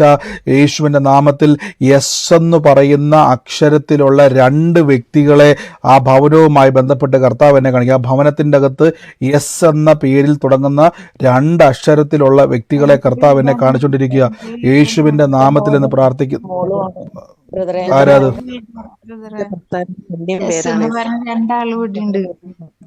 ആരാ? എന്റെ വീടാണ്. എന്റെ വീട്ടിൽ എസ് എന്ന് പറഞ്ഞ 2 ആളുണ്ട്. എന്നാ ഏറ്റെടുത്തു. മോള് യേശുവിൻ്റെ നാമത്തിൽ ഏറ്റെടുത്ത ഇന്ന് കർത്താവ് ഇന്ന് തടസ്സപ്പെട്ടു കിടന്ന സകലത്തെയും ദൈവം തൊടുക. ഇന്ന് നിങ്ങളെ സാക്ഷിയാക്കുന്ന ദൈവമാണ് നമ്മുടെ ദൈവം. യേശുവിൻ്റെ നാമത്തിൽ നിന്ന് പ്രാർത്ഥിക്കുന്ന പരിശുദ്ധാത്മാവെ, അങ്ങയുടെ വലിയ പ്രവൃത്തിക്കായി സ്തുതിക്കുന്നപ്പ, അങ്ങയുടെ വലിയ പ്രവൃത്തിക്കായി സ്തുതിക്കുന്നപ്പ. പരിശുദ്ധാത്മാവെ, അങ്ങയുടെ വലിയ മഹത്വം ഇന്നവിടെ വെളിപ്പെടുന്നല്ലോ. In the name of Jesus, യേശുവിൻ്റെ അധികാരമുള്ള നാമത്തിൽ നിന്ന് പ്രാർത്ഥിക്കുന്നപ്പ സകല പ്രതിസന്ധികളും യേശുവിൻ്റെ നാമത്തിൽ ഇന്ന് കർത്താവ് സാക്ഷിയാക്കാൻ വേണ്ടി പോവുക. In the name of Jesus Christ, യേശുവിൻ്റെ അധികാരമുള്ള നാമത്തിൽ നിന്ന് പ്രാർത്ഥിക്കുന്നു. അപ്പോൾ കർത്താവിൻ്റെ ഒരു ഭവനം ഇങ്ങനെ കാണിക്കുക. ഒരു കൊച്ചിൻ്റെ പടം എന്ന് പറഞ്ഞാൽ അതൊരു സീനറിയാണ്. അതായത് നമ്മൾ ഈ പിക്ചറുകൾ നമ്മുടെ വീട്ടിലെ കൊച്ചല്ല, വീട്ടിലെ കൊച്ചിൻ്റെ പടമല്ല, പക്ഷെ ഒരു സീനറിക്കകത്ത് ഒരു കൊച്ചിൻ്റെ ഒരു പടം ഇങ്ങനെ വരച്ചു വെച്ചിരിക്കുന്ന ഒരു പടമുള്ള ഒരു ചിത്രം കയറി വരുന്ന ഹോളിൽ തന്നെ ഒട്ടിച്ചു വെച്ചിരിക്കുന്ന ഒരു ചിത്രം ഞങ്ങൾ ഒരു പച്ച കളറിലെ ഡിസൈൻ അതിൻ്റെ അകത്തുണ്ട്. ഒരു പച്ച കളറിലെ ഒരു കളർ അതിൻ്റെ അകത്ത് മിക്സ് ചെയ്തിരിക്കുന്ന ഒരു ചിത്രമാണ് ഒരു ഹോളിൻ്റെ അകത്തുള്ളത്. ഞാൻ ആ ചിത്രമുള്ള ഭവനത്തെ കർത്താവ് എന്നെ കാണിച്ചിട്ട് തമ്പുരാൻ ഇങ്ങനെ പറയുകയാണ്, 7 വർഷം ആയിട്ട് ആ കുടുംബത്തിൻ്റെ അകത്ത് കയറിക്കൂടിയ സമാധാനത്തെ കെടുത്തി കളയുന്ന ചില ചിലതിനെ യേശുവിൻ്റെ നാമത്തിൽ ഇന്ന് കുടുംബത്തിൽ നിന്ന് പുറത്താക്കുകയാണ്. എൻ്റെ കർത്താവ് ഒരു വാക്കിങ്ങനെ പറയുകയാണ്, അതിർത്തികളെ തമ്പുരാൻ തൊടാൻ വേണ്ടി പോവാണ്. ഞാൻ കാണുന്നൊരു കാഴ്ച, ആ കുടുംബത്തിൽ പലപ്പോഴും നിങ്ങളെ ഉറ്റുനോക്കുന്ന പല, നിങ്ങളുടെ വീഴ്ച നോക്കി നിൽക്കുന്ന പലരുണ്ട്, നിങ്ങളൊന്ന് വീഴാൻ കാത്തിരിക്കുന്ന പലരുണ്ട്. പലപ്പോഴും ആ വീടിൻ്റെ അകത്തുനിന്നും ഒച്ചയും നിലവിളികളും കേൾക്കുന്ന ഒരു ഭവനമാണ്. ഇന്ന് യേശുവിൻ്റെ നാമത്തിൽ ഞാൻ ആ ഭവനത്തെ അനുഗ്രഹിച്ചു പ്രാർത്ഥിക്കുന്നു. സകലവിധമാകുന്ന പ്രതിസന്ധികളെയും എവിടുന്ന് കയറി കൂടി അത് അങ്ങോട്ട് തന്നെ യേശുവിൻ്റെ നാമത്തിൽ അതിനെ മടക്കി അയക്കുന്നു. കർത്താവിൻ്റെ വലിയ സമാധാനം ആ കുടുംബത്തിൽ വാഴട്ടെ. യേശു ഞങ്ങളിന്ന് കേട്ട വചനം എന്ന് പറഞ്ഞാൽ ഞങ്ങൾ ആത്മാവ് കൊണ്ട് ദൈവത്തെ ആരാധിക്കുവാൻ വിളിക്കപ്പെട്ടവരാണ്. യേശുവിൻ്റെ നാമത്തിൽ ആ കുടുംബത്തെ അനുഗ്രഹിക്കുന്ന, സൂമിലായിക്കോട്ടെ ലൈവിലായിക്കോട്ടെ, ആ ഭവനം യേശുവിൻ്റെ നാമത്തിൽ ഏറ്റെടുത്തോണം. ദൈവത്തിൻ്റെ വലിയ പ്രവൃത്തിയെ കർത്താവ് ഇന്ന് ചെയ്യുവാൻ വേണ്ടി പോവാണ്. In the name of Jesus ഞങ്ങളത് റിലീസ് ചെയ്ത് പ്രാർത്ഥിക്കുന്നപ്പോൾ കർത്താവിൻ്റെ വലിയ പ്രവൃത്തിയെ കർത്താവ് ഇന്ന് കുടുംബത്തിൻ്റെ മേൽ ചെയ്യുന്നല്ലോ. In the name of Jesus, യേശുവിൻ്റെ നാമത്തിൽ എന്നോട് കർത്താവ് അത് പറഞ്ഞു. സിസ്റ്ററെ എന്റെ ഗൃഹത്തിലാണ്, എന്റെ പറഞ്ഞു സിസ്റ്ററെ. ഗൃഹത്തിലാണ്. സിസ്റ്ററുടെ വീട്ടിലാണ് ഈ പറഞ്ഞത് അടയാളം. അത് ഈ പറഞ്ഞതൊക്കെ ഉണ്ട്. ഈ പറഞ്ഞ 7 വർഷമായിട്ട് നിങ്ങളുടെ ജീവിതത്തിൻ്റെ അകത്ത് ഈ കേട്ടതെല്ലാം ഉണ്ടോ? അതെല്ലാം ഇപ്പോഴും നടന്നുകൊണ്ടിരിക്കുന്നത്. അതാ ഞാൻ ഇന്നിപ്പൊ തന്നെ നേരത്തെ പ്രാർത്ഥിച്ച് എന്റെ മകളെ രക്ഷിക്കണമെന്ന്. എന്നോട് ഈ കാര്യം വല്ല സിസ്റ്റർ പറഞ്ഞിട്ടുണ്ടോ? ഈ കാര്യങ്ങളോ കാഴ്ചകളോ എല്ലാം ഞങ്ങൾ അറിയാൻ വല്ല സാധ്യതയുണ്ടോ? ഇല്ല, ഒരിക്കലും പറഞ്ഞിട്ടില്ല. ഇത് ഇവിടെ നടന്നുകൊണ്ടിരിക്കുക. എനിക്ക് ഈ ആരെടുത്തും ചിത്രത്തിന്റെ കാര്യം, ഈ ചിത്രമൊക്കെ ഇവിടെ ഹാളിലുണ്ട്. ഓ യേശുവിന്റെ നാമത്തിൽ നിന്ന് കർത്താവ് തോടുവകട്ടെ. കർത്താവിൻ്റെ വലിയ ഇന്ന് നിന്ദകളെ ദൈവം എടുത്തു മാറ്റാൻ പോസ്റ്റ്. ഇന്ന് നിങ്ങളെ ഉറ്റുനോക്കി നിങ്ങളുടെ വീഴ്ച കാണാൻ നോക്കി 7 വർഷം മുമ്പ് കയറിക്കൂടിയ പിശാചിൻ്റെ സകല പ്രവൃത്തികളും ഇന്ന് ആ കുടുംബം വിട്ട് അഴിയുക. കർത്താവ് ഇന്നും മുതൽ കണ്ടോണം. നിങ്ങളെ ഉറ്റുനോക്കുന്നവരെ അതിശയിക്കാൻ വേണ്ടി പോവാണ്. ദൈവത്താൽ വളർച്ച ഉണ്ടാകാൻ പോവുക. പ്രത്യേകിച്ച് തലമുറകളെ ദൈവം തൊടാൻ വേണ്ടി പോവുക. In the name of Jesus, യേശുവിൻ്റെ നാമത്തിൽ പ്രാർത്ഥിക്കുന്നപ്പോൾ പരിശുദ്ധാത്മാവെ, പരിശുദ്ധാത്മാവെ ഞങ്ങളങ്ങേ വാഴ്ത്തി സ്തുതിക്കുന്നപ്പ. In the name of Jesus Christ, യേശുവിന് അധികാരമുള്ള നാമത്തിൽ നിന്ന് പ്രാർത്ഥിക്കുന്നപ്പ.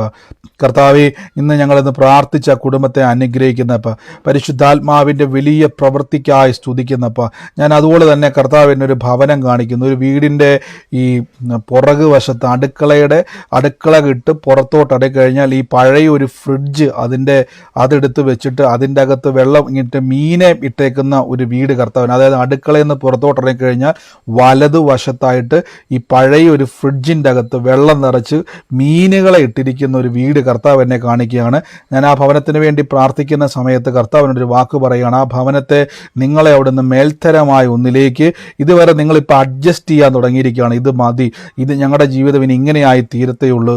ദൈവത്തെ വിളിച്ചിട്ടും പലപ്പോഴും ഒരു മാറ്റവും ഞങ്ങളുടെ ജീവിതത്തിൽ ഉണ്ടാകുന്നില്ലെന്ന് പറഞ്ഞ് സങ്കടപ്പെട്ടിരിക്കുന്ന ഒരു ഭവനമാണ്.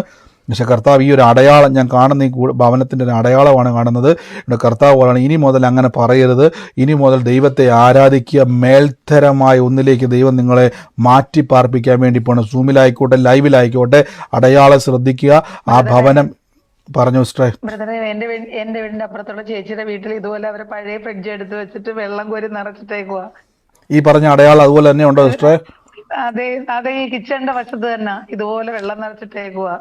അവരോട് പറയണം ഇനി അങ്ങനെ പറയണ്ട. യേശുവിന്റെ നാമത്തിൽ ദൈവം നിങ്ങളെ സാക്ഷിയാക്കാം. ധൈര്യമായിട്ട് പറയും, ഇത് കേൾപ്പിച്ചിട്ട് പറയണം. ദൈവം തലമുറയെ തൊടാൻ വേണ്ടി പോകണം. തലമുറകൾ മുഖാന്തരം ആ കുടുംബത്തെ അനുഗ്രഹിക്കുമെന്ന് പറയണം. യേശുവിന്റെ നാമത്തിൽ എന്ന് പ്രാർത്ഥിക്കുന്ന പരിശുദ്ധാത്മാവെ, ഇന്ന് ഞങ്ങളെ അനുഗ്രഹിച്ചു എന്ന് പ്രാർത്ഥിക്കുന്നപ്പോൾ ദൈവാത്മാവ് ഇന്ന് കർത്താവ് ഭവനത്തെ തൊടുന്നല്ലോ. യേശുവിന് അധികാരമുള്ള നാമത്തിൽ ഇന്ന് പ്രാർത്ഥിക്കുന്നപ്പോൾ കർത്താവിൻ്റെ വലിയ പ്രവൃത്തിയെ ഇന്ന് ദൈവം ചെയ്യുന്നല്ലോ. അപ്പം in the name of Jesus Christ, യേശുവിൻ്റെ അധികാരമുള്ള നാമത്തിൽ ഇന്ന് പ്രാർത്ഥിക്കുന്നപ്പോൾ പരിശുദ്ധാത്മാവേ, അങ്ങയുടെ വലിയ മഹത്വം ഇന്ന് ആ കുടുംബത്തിൻ്റെ മേൽ വെളിപ്പെടുന്നല്ലോ. ഞാൻ അതോടൊപ്പം തന്നെ കർത്താവ് എന്നൊരു ദൈവാത്മാവിനോട് പറയുക, റോയ് തോമസ് എന്ന് പറയുന്ന ഒരു വ്യക്തിയെ കർത്താവ് സ്പർശിക്കുന്നുണ്ട് വന്ന്. റോയ് തോമസ് എന്ന് പറയുന്ന ഒരു വ്യക്തിയെ കർത്താവ് തൊടുന്നു. ആ വ്യക്തിയുമായിട്ട് ബന്ധപ്പെട്ട് ദൈവാത്മാ ഒരു വാക്കാണ്, ആ കുടുംബത്തെ ദൈവത്താൽ ഒരു സാക്ഷ്യമാക്കി കർത്താവ് എന്ന ചില കണക്ഷനുകളെ കർത്താവ് തരാൻ വേണ്ടി പോവാണ്. ആ വ്യക്തിയുമായി ബന്ധപ്പെട്ട് സൂമിലോ ലൈവിലോ ആയിക്കോട്ടെ റോയ് തോമസ് എന്നുള്ള ഒരു പേരുകാരനെ കർത്താവ് കാണിക്കുന്നു. ഞാൻ അദ്ദേഹത്തിന് വേണ്ടി പ്രാർത്ഥിക്കുമ്പം ഒരു ഡോക്യുമെൻസുകളുമായിട്ട് ബന്ധപ്പെട്ട് ചില കൈമാറ്റങ്ങളെ കാണിക്കുന്ന ഒരു കാഴ്ച കർത്താവിനോട് പറയുന്നു. യേശുവിൻ്റെ നാമത്തിൽ ഇന്ന് തമ്പുരാൻ ഇന്ന് ആ വിഷയത്തിന് മേൽ പ്രവർത്തിക്കാൻ വേണ്ടി പോവാണ്.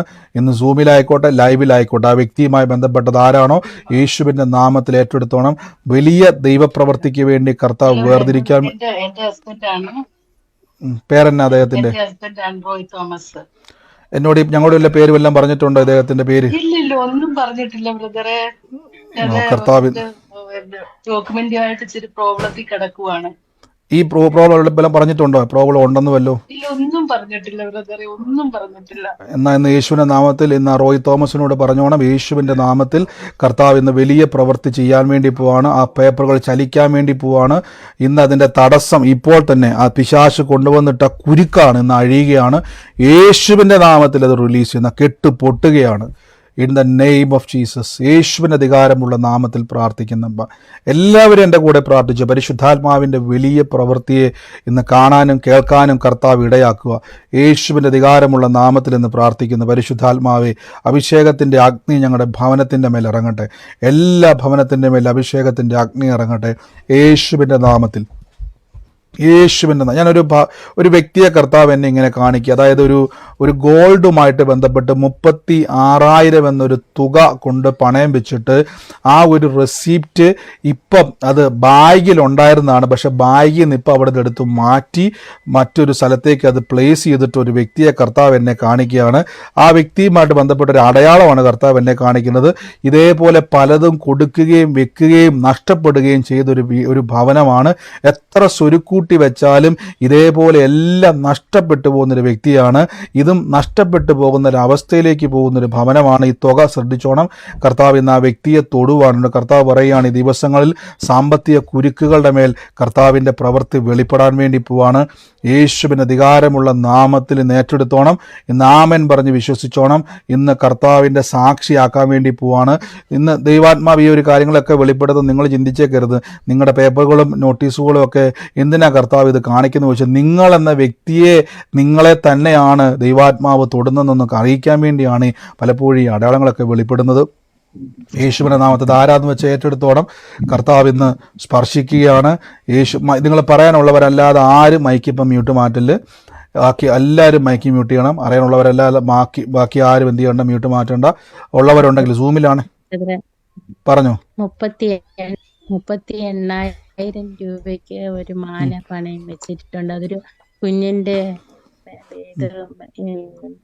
മെഡിസിൻ BSc നഴ്സിങ്ങിന് പഠിപ്പിക്കാൻ വേണ്ടി ഞാൻ വെച്ചതാ.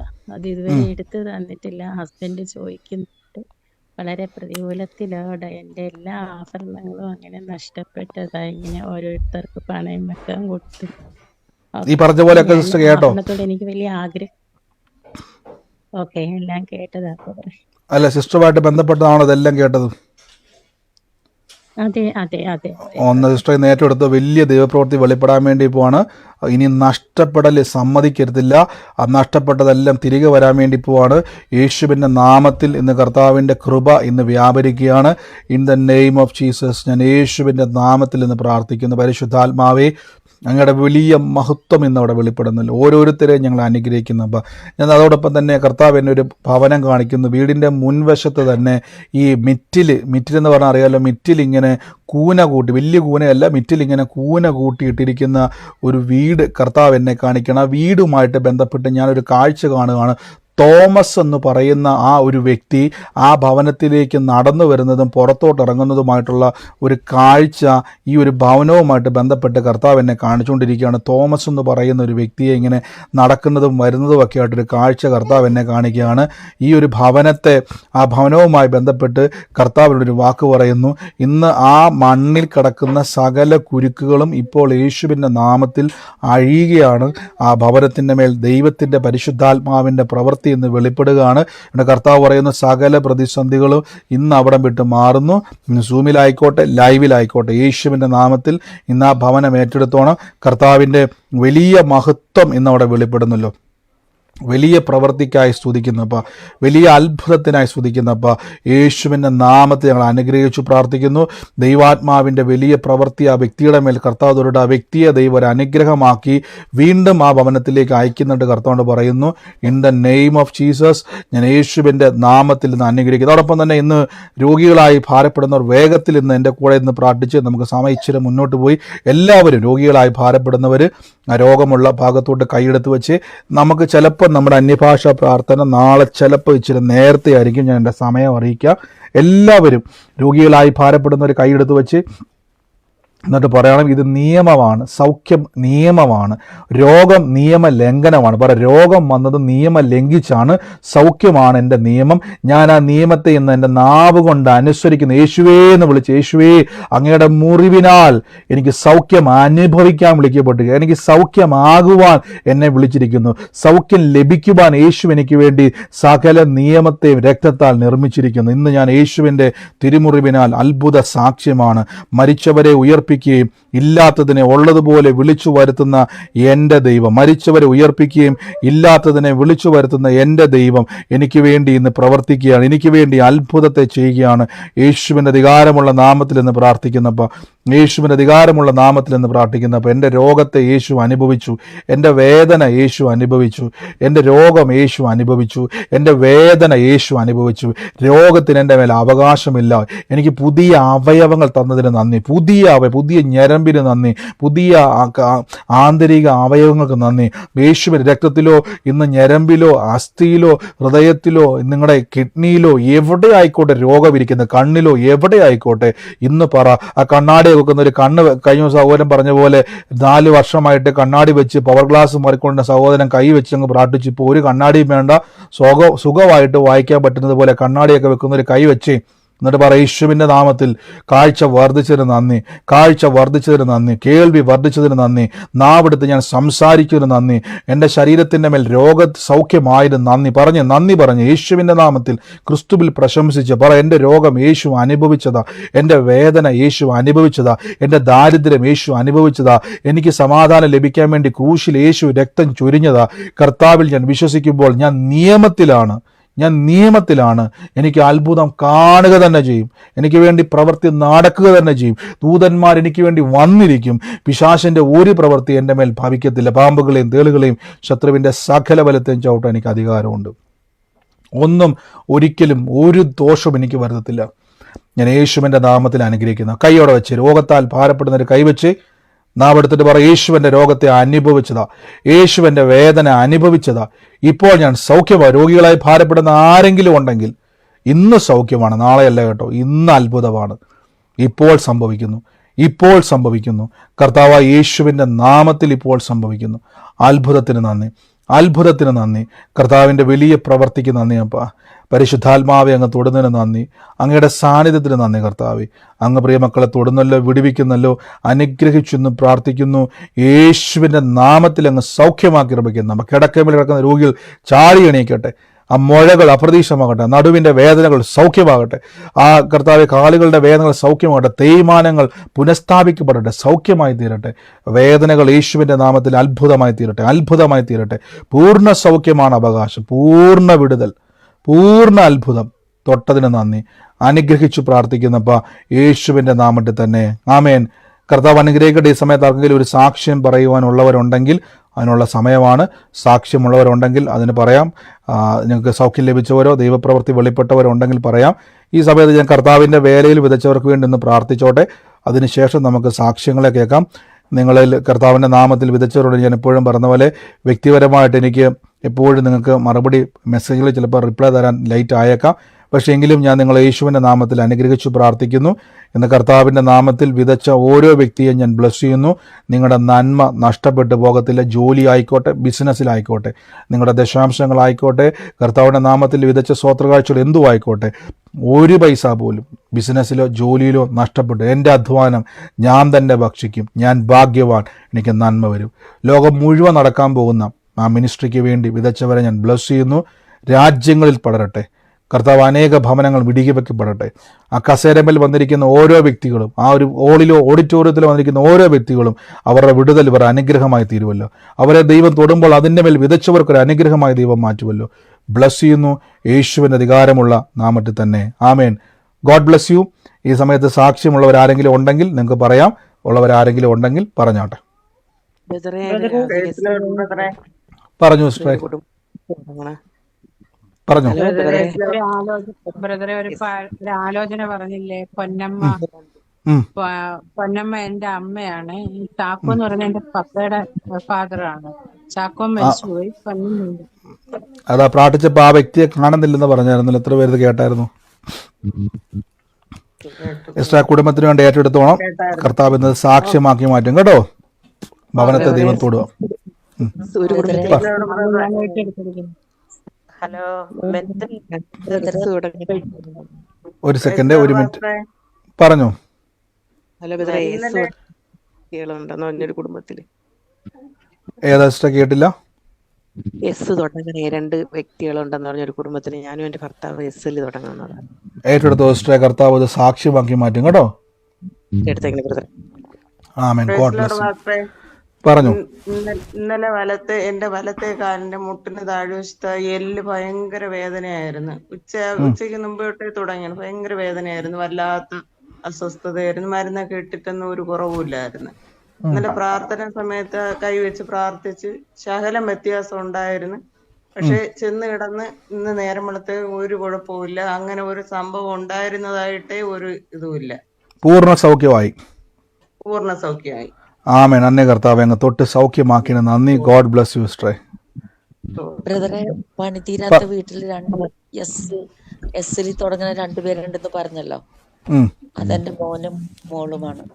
ഏറ്റെടുത്തു. ഞാൻ പറഞ്ഞില്ലേ, ഒരേ ആലോചന ഒരേപോലെ വരുന്നുണ്ടെങ്കിൽ നിങ്ങളത് എടുത്തു പറയണമെന്നില്ല. നിങ്ങളത് ഏറ്റെടുത്താൽ മതി. നിങ്ങൾ ആമേൻ പറഞ്ഞ ആലോചന ഏറ്റെടുത്താൽ മതി. കർത്താവ് അത് വലിയ സാക്ഷ്യമാക്കി മാറ്റും കേട്ടോ. പറഞ്ഞു. പൊന്നമ്മയും ചാക്കോയും എന്റെ പേരൻസ് ആണ്. 2 പേരും മരിച്ചുപോയി. ഏറ്റെടുത്തു സിസ്റ്റർ. ആ ഭവനത്തെ ദൈവം തൊടുവാന്നാ പറഞ്ഞത്. അടയാളമാണ് കർത്താവ് വെളിപ്പെടുത്തിയത്. അത് ഏറ്റെടുത്തോണം കേട്ടോ. ഇപ്പൊ പറഞ്ഞായിരുന്നല്ലോ, ഒരു വീടിന്റെ ഫ്രണ്ടില് മെറ്റൽ കൂട്ടിയിട്ടേക്കുന്നു എന്ന് പറഞ്ഞല്ലോ. അത് തോമസ് എന്ന് പറഞ്ഞ ആള് കേറുകയും ഇറങ്ങുകയും ചെയ്യുന്നു പറഞ്ഞായിരുന്നല്ലോ.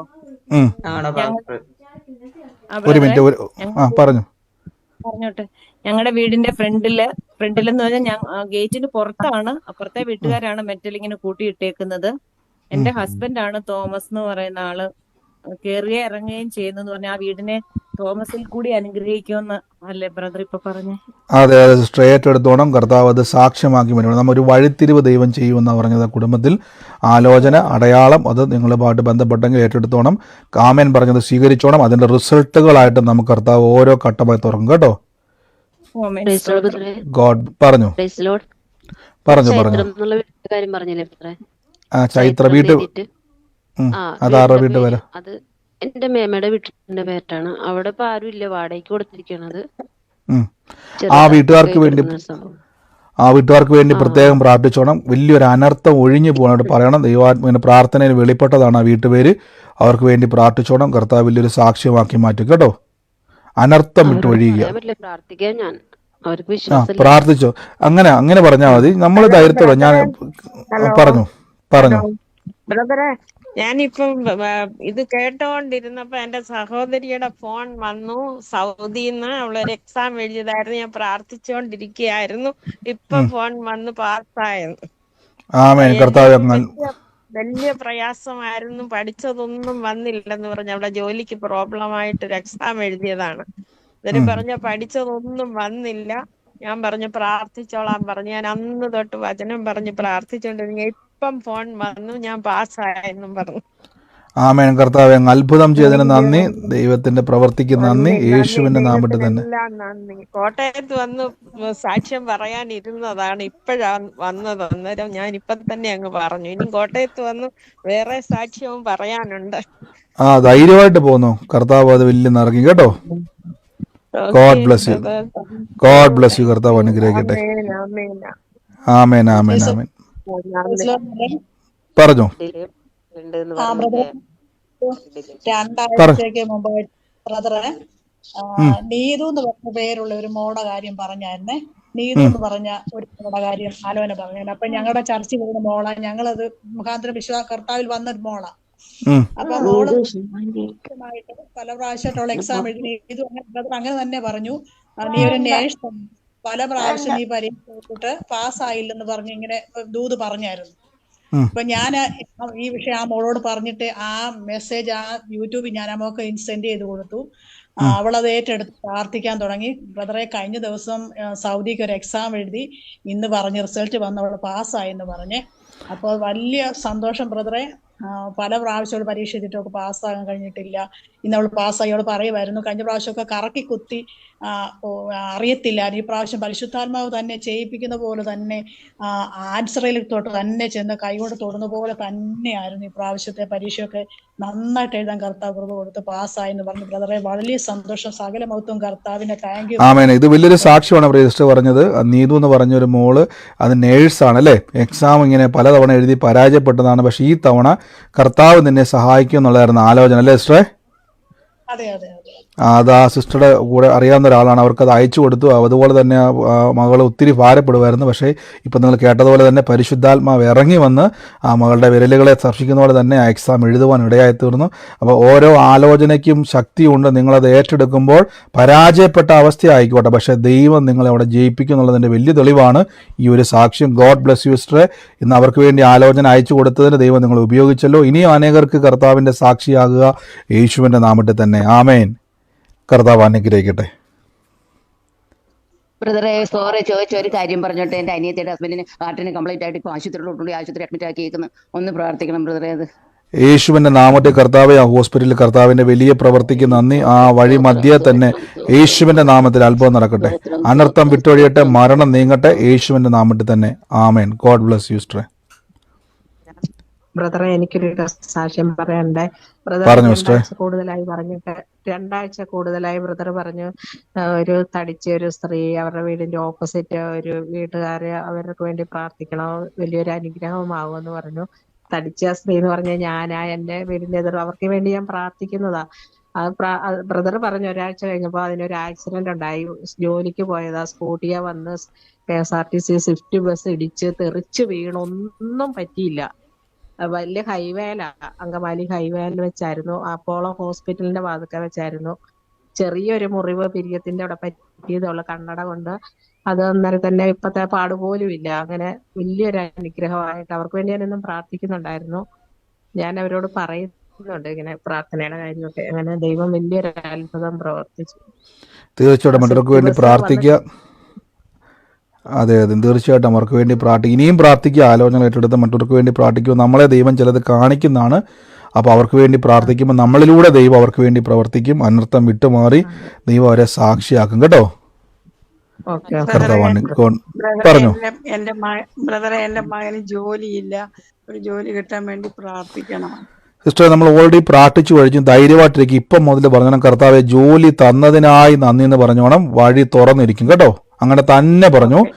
അത് തുറന്നതിന് നന്ദി എന്ന് മാത്രം പറഞ്ഞാൽ മതി. ഈ നിമിഷം മുതൽ ആ വഴി തുറന്നിരിക്കും കേട്ടോ. God bless you sister.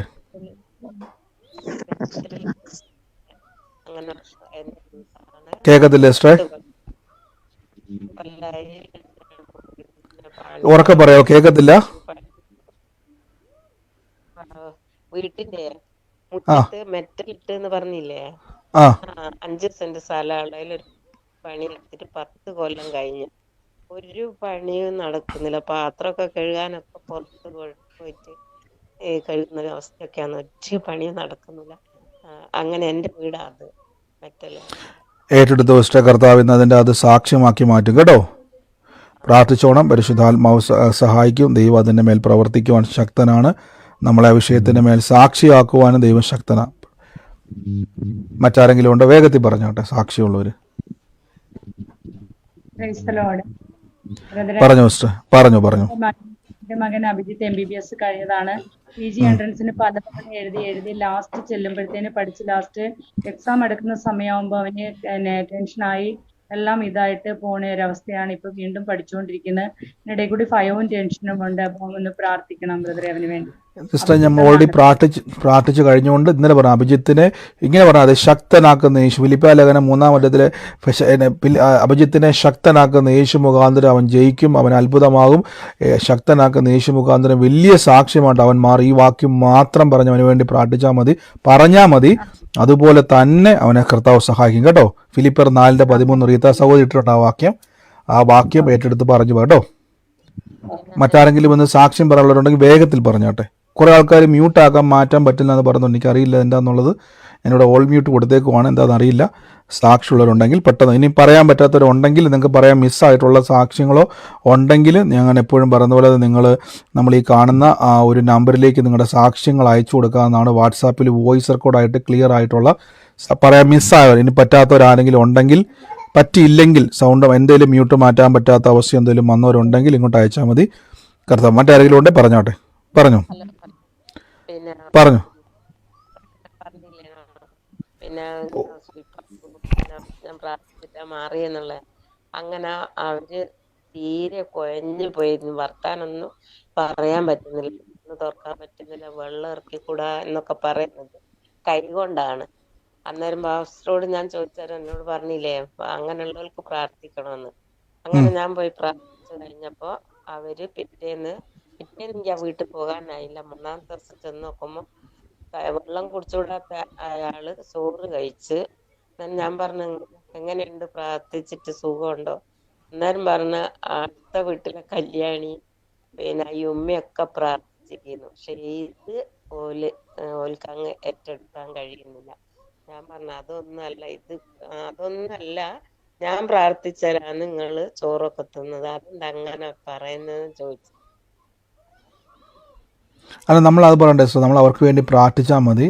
നമ്മുടെ ഡ്യൂട്ടി നമ്മൾ അവർ വേണ്ടി അവരെന്തോ അവർ ഇന്നല്ലേ നാളെ അവർ ക്രിസ്തുവിലേക്ക് അവർ കർത്താവിൻ്റെ നാമത്തിൽ അവർ വരിക തന്നെ ചെയ്യും. അപ്പം നമ്മൾ ദൈവസന്നിധിയിൽ പ്രാർത്ഥിക്കുക, അവർക്ക് വേണ്ടി അവരെ അനുഗ്രഹിച്ച് പ്രാർത്ഥിക്കുക കേട്ടോ. കർത്താവ് അനുഗ്രഹിക്കട്ടെ. മറ്റാരെങ്കിലും ഉണ്ടോ? എനിക്കൊരു സാക്ഷിയുണ്ട്. ഞങ്ങളുടെ സഭയിലെ ഒരു SI ആയിരുന്നു, പോലീസായിട്ട് റിട്ടയർഡ് ആയതാ. പുള്ളിക്കാരൻ കാസർഗോഡ് മുതൽ തിരുവനന്തപുരം വരെ സുവിശേഷ വേല ചെയ്യുകയും ബൈബിൾ വിതരണം ചെയ്യുകയൊക്കെ ചെയ്യുന്ന ഒരു ദാസനായിരുന്നു. പുള്ളിക്ക് പെട്ടെന്നൊരു സൈലന്റ് അറ്റാക്ക് പോലെ വന്നതാണെന്ന് ഡോക്ടർ പറയുന്നു. അത് ബ്ലോക്ക് ആയത് കാലയില. ആ കാലയിൽ ആ ബ്ലോക്ക് കെട്ടിക്കിടന്നിട്ട് നീരും വേദനയായിട്ട് നടക്കാൻ വയ്യാതെ കിടക്കുക. 8 ദിവസം ഈ ഒരു ഹോസ്പിറ്റലിൽ കിടന്നു. അവിടുന്ന് അവർ റെഫർ ചെയ്തു തിരുവനന്തപുരത്തേക്ക് നാളെ പോകണമെന്ന് പറഞ്ഞു. ഞങ്ങൾ ഇന്ന് ഞാൻ അവിടെ പോയി പ്രാർത്ഥിച്ചു. ഞാൻ സാറിനോട് ചോദിച്ചു, സാറേ കാലയിലും തൊട്ടോട്ടെ എന്ന് ചോദിച്ചു. അങ്ങനെ തൊട്ട് പ്രാർത്ഥിച്ചു. ദൈവമേ, ഈ ഓപ്പറേഷൻ ചെയ്യാനായിട്ട് അവർ പോകുന്നത് നാളെ. ഞാൻ പറഞ്ഞു, കർത്താവ് ഇതിനകത്ത് കത്തിവെക്കാൻ സമ്മതിക്കരുത്, യേശു ക്രിസ്തുവിന്റെ തിരുമുറിവിനാൽ ഇവിടുന്ന് സൗഖ്യം കൊടുക്കണം, കർത്താവ് ഈ ദാസന്റെ രോഗത്തെ വഹിച്ച. അങ്ങനെ വചനം പറഞ്ഞ് ഞാൻ പ്രാർത്ഥിച്ചു. പിറ്റേന്ന് ആശുപത്രി പോയിട്ട് കൃപയാൽ കത്തിരിക്കേണ്ടി വന്നില്ല. ഗുളിക കൊണ്ട് തന്നെ മാറി. ഇപ്പൊ വീട്ടിൽ റെസ്റ്റ് എടുക്കുന്നു. കർത്താവ് ഇന്ന് പ്രാർത്ഥിക്കുവാൻ പറഞ്ഞ പോലെ തന്നെ ഇന്നും ഓപ്പറേഷൻ ചെയ്യുവാൻ അനുവദിക്കത്തില്ല എന്ന് പ്രിയമക്കൾ വിശ്വസിച്ചു. സർജറി തീരുമാനിച്ചാണ്, പക്ഷേ കർത്താവ് ഇന്നതിൻ്റെ മേൽ പ്രവർത്തിച്ചു വലിയൊരു സാക്ഷ്യമാക്കി തീരുവാൻ ഇവിടെയാക്കിയല്ലോ. God bless you. പിന്നെയും പ്രാർത്ഥിക്കുക, അനേകർക്ക് വേണ്ടി പ്രാർത്ഥിക്കുക. വലിയ സാക്ഷ്യമാക്കി കർത്താവ് ഇനിയും തീർക്കും, യേശുവിൻ്റെ നാമത്തിൽ തന്നെ. ആമേൻ. കർത്താവ് അനുഗ്രഹിക്കട്ടെ. God bless you sister. ഇനി ഇതുപോലെ അനേകർക്ക് വേണ്ടി പ്രാർത്ഥിക്കുക കേട്ടോ. തീർച്ചയായിട്ടും ഭയങ്കര ആഗ്രഹം കർത്താവ് അത് ചെയ്യും സിസ്റ്ററെ. മറ്റാരെങ്കിലും ഉണ്ടോ? ഒരു സാക്ഷ്യമുണ്ട് പറയാനായിട്ട്. പറഞ്ഞു സിസ്റ്റർ, ധൈര്യമായിട്ട് പറഞ്ഞു. കഴിഞ്ഞ ദിവസം ഒരു 2-3 ദിവസം മുന്നേ ബ്രദർ ഇങ്ങനെ ഒരു ആലോചന പറഞ്ഞായിരുന്നു. സജിനി എന്ന് പറഞ്ഞിട്ട് അവരുടെ കുടുംബത്തിൽ ഇങ്ങനെ ഒരു പ്രോബ്ലം ഉണ്ട്, അവരുടെ ഫാമിലി ലൈഫില്. അതിൽ ദൈവം പ്രവർത്തിച്ചിട്ട് അവരൊന്നാകുന്നു, അല്ലെങ്കിൽ അവിടെ പ്രോബ്ലംസ് മാറും എന്നുള്ളതാ. അപ്പോ ഞാൻ ഓർത്ത് വേറെ ആരെങ്കിലും ഏറ്റെടുക്കുമായിരുന്നു, പക്ഷെ ആരും അതിനെ ഏറ്റെടുത്തില്ല. പിന്നെ ഒരു സഹോദരി ഉണ്ടെന്ന് പറഞ്ഞു. പക്ഷെ അത് ഞാൻ എന്റെ ഉള്ളിൽ ഏറ്റെടുത്ത് ഞാൻ ആ വിഷയത്തിന് വേണ്ടി പ്രാർത്ഥിക്കുമായിരുന്നു. അവിടെ മാരേജിൽ ചെറിയൊരു പ്രശ്നം ഉണ്ടായിരുന്നു, പക്ഷെ ഞാൻ അത് ഏറ്റെടുത്ത് ഞാൻ പ്രാർത്ഥിച്ചോണ്ടായിരുന്നു. അപ്പൊ ഇന്നലെ സിസ്റ്റർ വന്നപ്പോ ഞങ്ങൾ ഇങ്ങനെ സംസാരിച്ചു. അപ്പോ പുള്ളിക്കാരി, ഞാൻ അങ്ങോട്ടൊന്നും ഞാൻ പറഞ്ഞില്ല, ഇങ്ങോട്ട് തന്നെ പറഞ്ഞു പുള്ളിക്കാരി ഞങ്ങളുടെ ഇടയിലെ പ്രോബ്ലംസ് ഒക്കെ മാറി, ഇപ്പൊ ഞങ്ങൾ ഒത്തിരി ഹാപ്പി ആയിട്ട് പോകുന്നു എന്ന്. അന്നേരം ഞാൻ ഈ സംഭവം ഞാൻ നമ്മുടെ മീറ്റിങ്ങിന്റെ കാര്യം പറഞ്ഞു. ദൈവം അനുഗ്രഹിച്ചോളൂ. അന്നേരം ആമീൻ പറഞ്ഞു. ഞാൻ യേശയ്യാവിന്റെ പുസ്തകം വായിച്ചുകൊണ്ടിരിക്കുന്നു. ദൈവം ഒത്തിരി അത്ഭുതം ചെയ്തു. ദൈവം അങ്ങനെ ഒരു അത്ഭുതം ചെയ്തതിനോർത്ത് ഞാൻ ദൈവത്തിന് ഒത്തിരി നന്ദി പറയുന്നു. ആമേൻ. തീർച്ചയായിട്ടും പ്രേക്ഷിത ആലോചന ഏറ്റെടുത്ത് അവരെ ബലപ്പെടുത്തി അതിൻ്റെ റിസൾട്ടുകളെ കാണുവാൻ പരിശുദ്ധാത്മാവ് ഇടയാക്കി. God bless you sister. പിന്നെയും പ്രാർത്ഥിക്കുക, കർത്താവ് ഇനിയും സാക്ഷ്യമാക്കും കേട്ടോ. God bless you. പറഞ്ഞു സിസ്റ്റർ, പറഞ്ഞു. ബ്രദറെ 2 ദിവസത്തിന് മുമ്പ് ഇതുപോലെ രാത്രി ഇതുപോലെ ഫ്രിഡ്ജ് മോളാണ് ഓണാക്കുന്നത്, ഞങ്ങൾ ഓഫാക്കിയിട്ട് സന്ധ്യയാകുമ്പോൾ. അന്നേരം ഫ്രിഡ്ജ് ഓണാക്കി രാവിലെ ഞാൻ ചെന്ന് നോക്കിയപ്പം അത് ചൂടായിട്ടിരിക്കുന്നു, വർക്കാവുന്നതേ ഇല്ല. ഞാൻ എന്ത് ചെയ്തിട്ടൊന്നും ആവുന്നില്ല. ഞാൻ അവിടെ കൈവച്ച് പ്രാർത്ഥിച്ചുകൊണ്ടേയിരുന്നു. ഇങ്ങനെ പ്രാർത്ഥിച്ചുകൊണ്ടിരുന്നിട്ട് ഇത് ഒന്ന് ഓണാവും ഓഫാവും, അങ്ങനെ ഒരു ഉച്ച വരെ അങ്ങനെ തന്നെയായിരുന്നു. അങ്ങനെ ഞാൻ വിചാരിച്ച് പിന്നെ ആളിനെ ഒന്ന് വിളിക്കാമെന്ന് വിചാരിച്ച്. അങ്ങനെ വിളിച്ചപ്പം പറഞ്ഞ് 3 മണിയാകുമ്പോഴത്തേക്കിന് ആള് വരും, നോക്കാൻ വരുമെന്ന് പറഞ്ഞു. ഞാൻ അന്നേരം വിചാരിച്ച് ലാസ്റ്റ് ഘട്ടം ഒന്നുകൂടെ ഒന്ന് കൈ വെച്ച് വയറ് വെച്ച് പ്രാർത്ഥിക്കാമെന്ന്. അങ്ങനെ പ്രാർത്ഥിച്ചപ്പോൾ ഞാൻ ഓൺ ഓഫ് ആക്കിയിട്ട് പ്രാർത്ഥിച്ചുകൊണ്ട് നിന്ന് ഓൺ ആക്കിയപ്പോഴത്തെ അത് ഓപ്പണായി ഫ്രിഡ്ജ്. അന്നേരം കാണാം ഇവിടെ ശരിയാക്കാൻ ആളും വന്നു. അന്നേരം അയാൾ വന്നിട്ട് ചോദിച്ചപ്പോൾ ഞാൻ പറഞ്ഞത് ഓണായി, കുഴപ്പമൊന്നുമില്ല എന്ന് പറഞ്ഞു. പിന്നെ അയാൾ തിരിച്ചും പോയി. അങ്ങനെ ഒരു അത്ഭുതം നടന്നു. ഉച്ച വരെ അത് ചൂടായി ഇരിക്കുമായിരുന്നു. ആമേൻ. തീർച്ചയായിട്ടും നമ്മൾ എപ്പോഴും പറഞ്ഞ പോലെ മനുഷ്യന് മാത്രമല്ല, കർത്താവായ യേശുവിൻ്റെ നാമത്തിൽ ഏത് കാര്യം നമുക്ക് നമ്മുടെ ജീവിതത്തിൽ ബുദ്ധിമുട്ടായ ഏതും കർത്താവിൻ്റെ നാമത്തിൽ ഏത് കാര്യങ്ങളും അത്ഭുതമായി തീർന്നു. പറഞ്ഞ പോലെ തന്നെ അത് ഫ്രിഡ്ജ് ആയിക്കോട്ടെ, മനുഷ്യനായിക്കോട്ടെ, ഏതും ആയിക്കോട്ടെ, നമുക്ക് ബുദ്ധിമുട്ടാണ്. പക്ഷെ നമ്മൾ കർത്താവിൻ്റെ നാമത്തിൽ ചോദിച്ചാൽ ആ വിഷയത്തെ കർത്താവ് തരുന്നുള്ള സാക്ഷ്യമാണ്. ഇനിയും അനേകർക്ക് വേണ്ടി ഇതുപോലെ യേശുവിൻ്റെ നാമത്തെ ഉപയോഗിച്ച് പ്രാർത്ഥിക്കുക, വലിയ പ്രവൃത്തികളെ കാണാനിടയായി തീരും കേട്ടോ. God bless U. God bless you sister. മറ്റാരെങ്കിലും ഉണ്ടോ?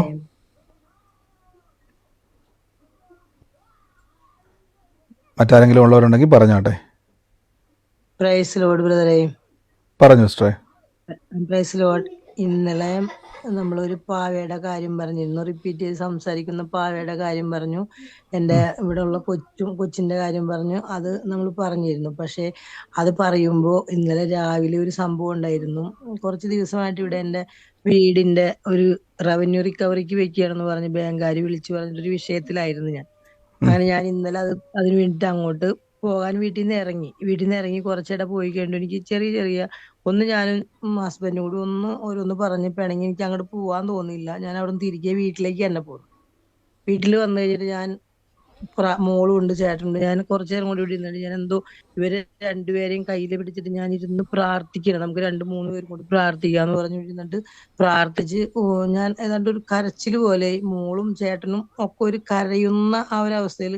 കാരണം ബാങ്കിലേക്ക് പോകണം, അപ്പൊ എനിക്കൊന്നും സംഭവിക്കില്ല, ഞാൻ ഉഷാറായിട്ട് പോയതാണ്.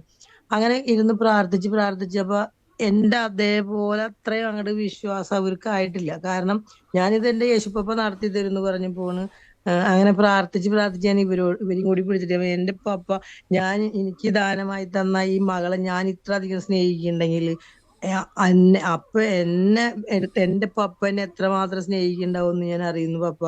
അങ്ങനെയൊക്കെ പറഞ്ഞിരുന്നു പ്രാർത്ഥിച്ചു. ഇതെനിക്ക് ഇന്ന് വെളിപ്പെട്ടേ മതിയാവും പപ്പ. എന്റെ പപ്പ ജീവിച്ചിരിക്കുന്നു, മരിച്ചു ഉയർത്തെഴുന്നിട്ട് ഇന്നും ജീവിച്ചിരിക്കുന്നു എന്റെ പപ്പ. എനിക്കിന്ന് എന്തെങ്കിലും ഇന്ന് എനിക്കതിനൊരു തെളിവ് കിട്ടിയേ മതിയാവും പപ്പ. ഇന്നത് വേണമെന്ന് പറഞ്ഞ് ഞാൻ ഇരുന്ന് പ്രാർത്ഥിച്ച് കരഞ്ഞ് കിടന്ന് പ്രാർത്ഥിച്ച് ഞാൻ അവിടെ നിന്ന് എനിക്ക് കൂളായിട്ട് ഞാൻ ബാങ്കിലേക്ക് പോയി. ബാങ്കിൽ ചെന്ന് കഴിഞ്ഞപ്പോ അവരിതൊക്കെ പറയാണ്ട് എന്നോട് സാറ് ചോദിച്ചാ എന്താ പുഷ്കല ചേച്ചി? അപ്പൊ ഞാൻ സാറ് ഞാൻ അങ്ങനെ വന്നേക്കണ്. പക്ഷെ ഇതൊന്നിനെ കുറിച്ച് അവര് പറയാതെ ഒരു തവണത്തെ എങ്ങനെയും അടയ്ക്കാൻ പറ്റിയെങ്കിൽ അടച്ചോ, എന്നിട്ട് അടുത്ത മാസവും പിന്നത്തെ മാസവും കൂടി കുറച്ച് കൂട്ടി അടക്കിട്ടാന്ന് പറഞ്ഞ് വെറുതെ ഒന്നും പറയാത്ത പോലെ എന്നെ അവിടുന്ന് പറഞ്ഞയച്ചു. അപ്പൊ ഒരു അത്ഭുതമായിട്ട് അത് അവിടെ നമ്മളതിനെ ഇതാക്കി എന്നെ ഞാൻ പോണപ്പോ സഭയിലും അവരൊക്കെ വിളിച്ചുകൊണ്ടിരിക്കുന്നതായിരുന്നു.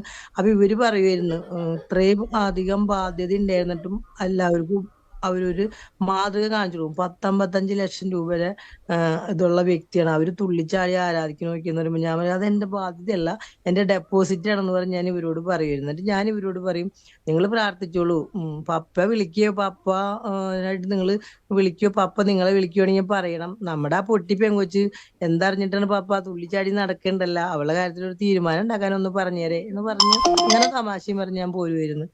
എന്നിട്ട് ഞാൻ അതുകൊണ്ടായില്ല രാത്രി ഇത് കൃത്യമായിട്ട് ഇങ്ങനെ പറഞ്ഞു ഈ ഭാവേനെയും കണ്ടു കഴിഞ്ഞപ്പോ ഞാൻ ഇവരോട് ചോദിച്ചു എങ്ങനെയുണ്ട് എന്റെ പപ്പ ഇന്നും ജീവിച്ചിരിക്കുന്നതിന് ഇതിലും പകരം ഒരു തെളിവ്. ഞാൻ രാവിലെ കരഞ്ഞു പറഞ്ഞത് നിങ്ങളുടെ അടുത്തല്ലേ ഇരുന്ന് പറഞ്ഞുകൊണ്ടിരുന്നിരുന്നത്, കൃത്യമായൊരു തെളിവ് തന്നത് എന്ന് പറയാൻ എനിക്ക് കിട്ടിയ ഒരു കൃപ ഒരുപാട് അതില് എന്താ പറയാ, തീർച്ചയായിട്ടും സന്തോഷായിരുന്നു ബ്രദറെ. അതൊന്നല്ലേ തീർച്ചയായിട്ടും കർത്താവ് ഇന്ന് വിശ്വസിക്കുന്നവർക്ക് വേണ്ടി പ്രവർത്തിക്കുന്ന ഒരു ദൈവം ഉണ്ടെന്ന് പ്രേസ്റ്റ് പറഞ്ഞ പോലെ തന്നെ അത്രയും പ്രതിസന്ധി ഉണ്ടായിട്ടും പലപ്പോഴും നമ്മൾ വിശ്വാസം പറയുമ്പോൾ കൂടെ ചിലപ്പോൾ നിൽക്കുന്നവരല്ല നമുക്ക് പറയാനില്ലെങ്കിലും കർത്താവ് നമ്മുടെ കൂടെ ഉണ്ടെന്ന് തെളിയിക്കുന്ന തക്കവണ്ണം ദൈവം ഒന്ന് വിശ്വാസത്തെ ഉറപ്പിച്ച്, രണ്ട് ഏത് പ്രതിസന്ധിയാണെങ്കിലും ദൈവം ഇടപെട്ടാൽ ഒരു മനുഷ്യനും നമ്മളെ അതിൻ്റെ അകത്ത് ഒതുക്കാൻ കഴിയത്തില്ലെന്നുള്ള വലിയ സാക്ഷ്യമാണ് ഇഷ്ടം പറഞ്ഞ പോലെ തന്നെ നമ്മൾ അബ്ബാ പിതാവേ എന്ന് വിളിക്കുന്ന ദൈവത്തിൻ്റെ മക്കളാണ്.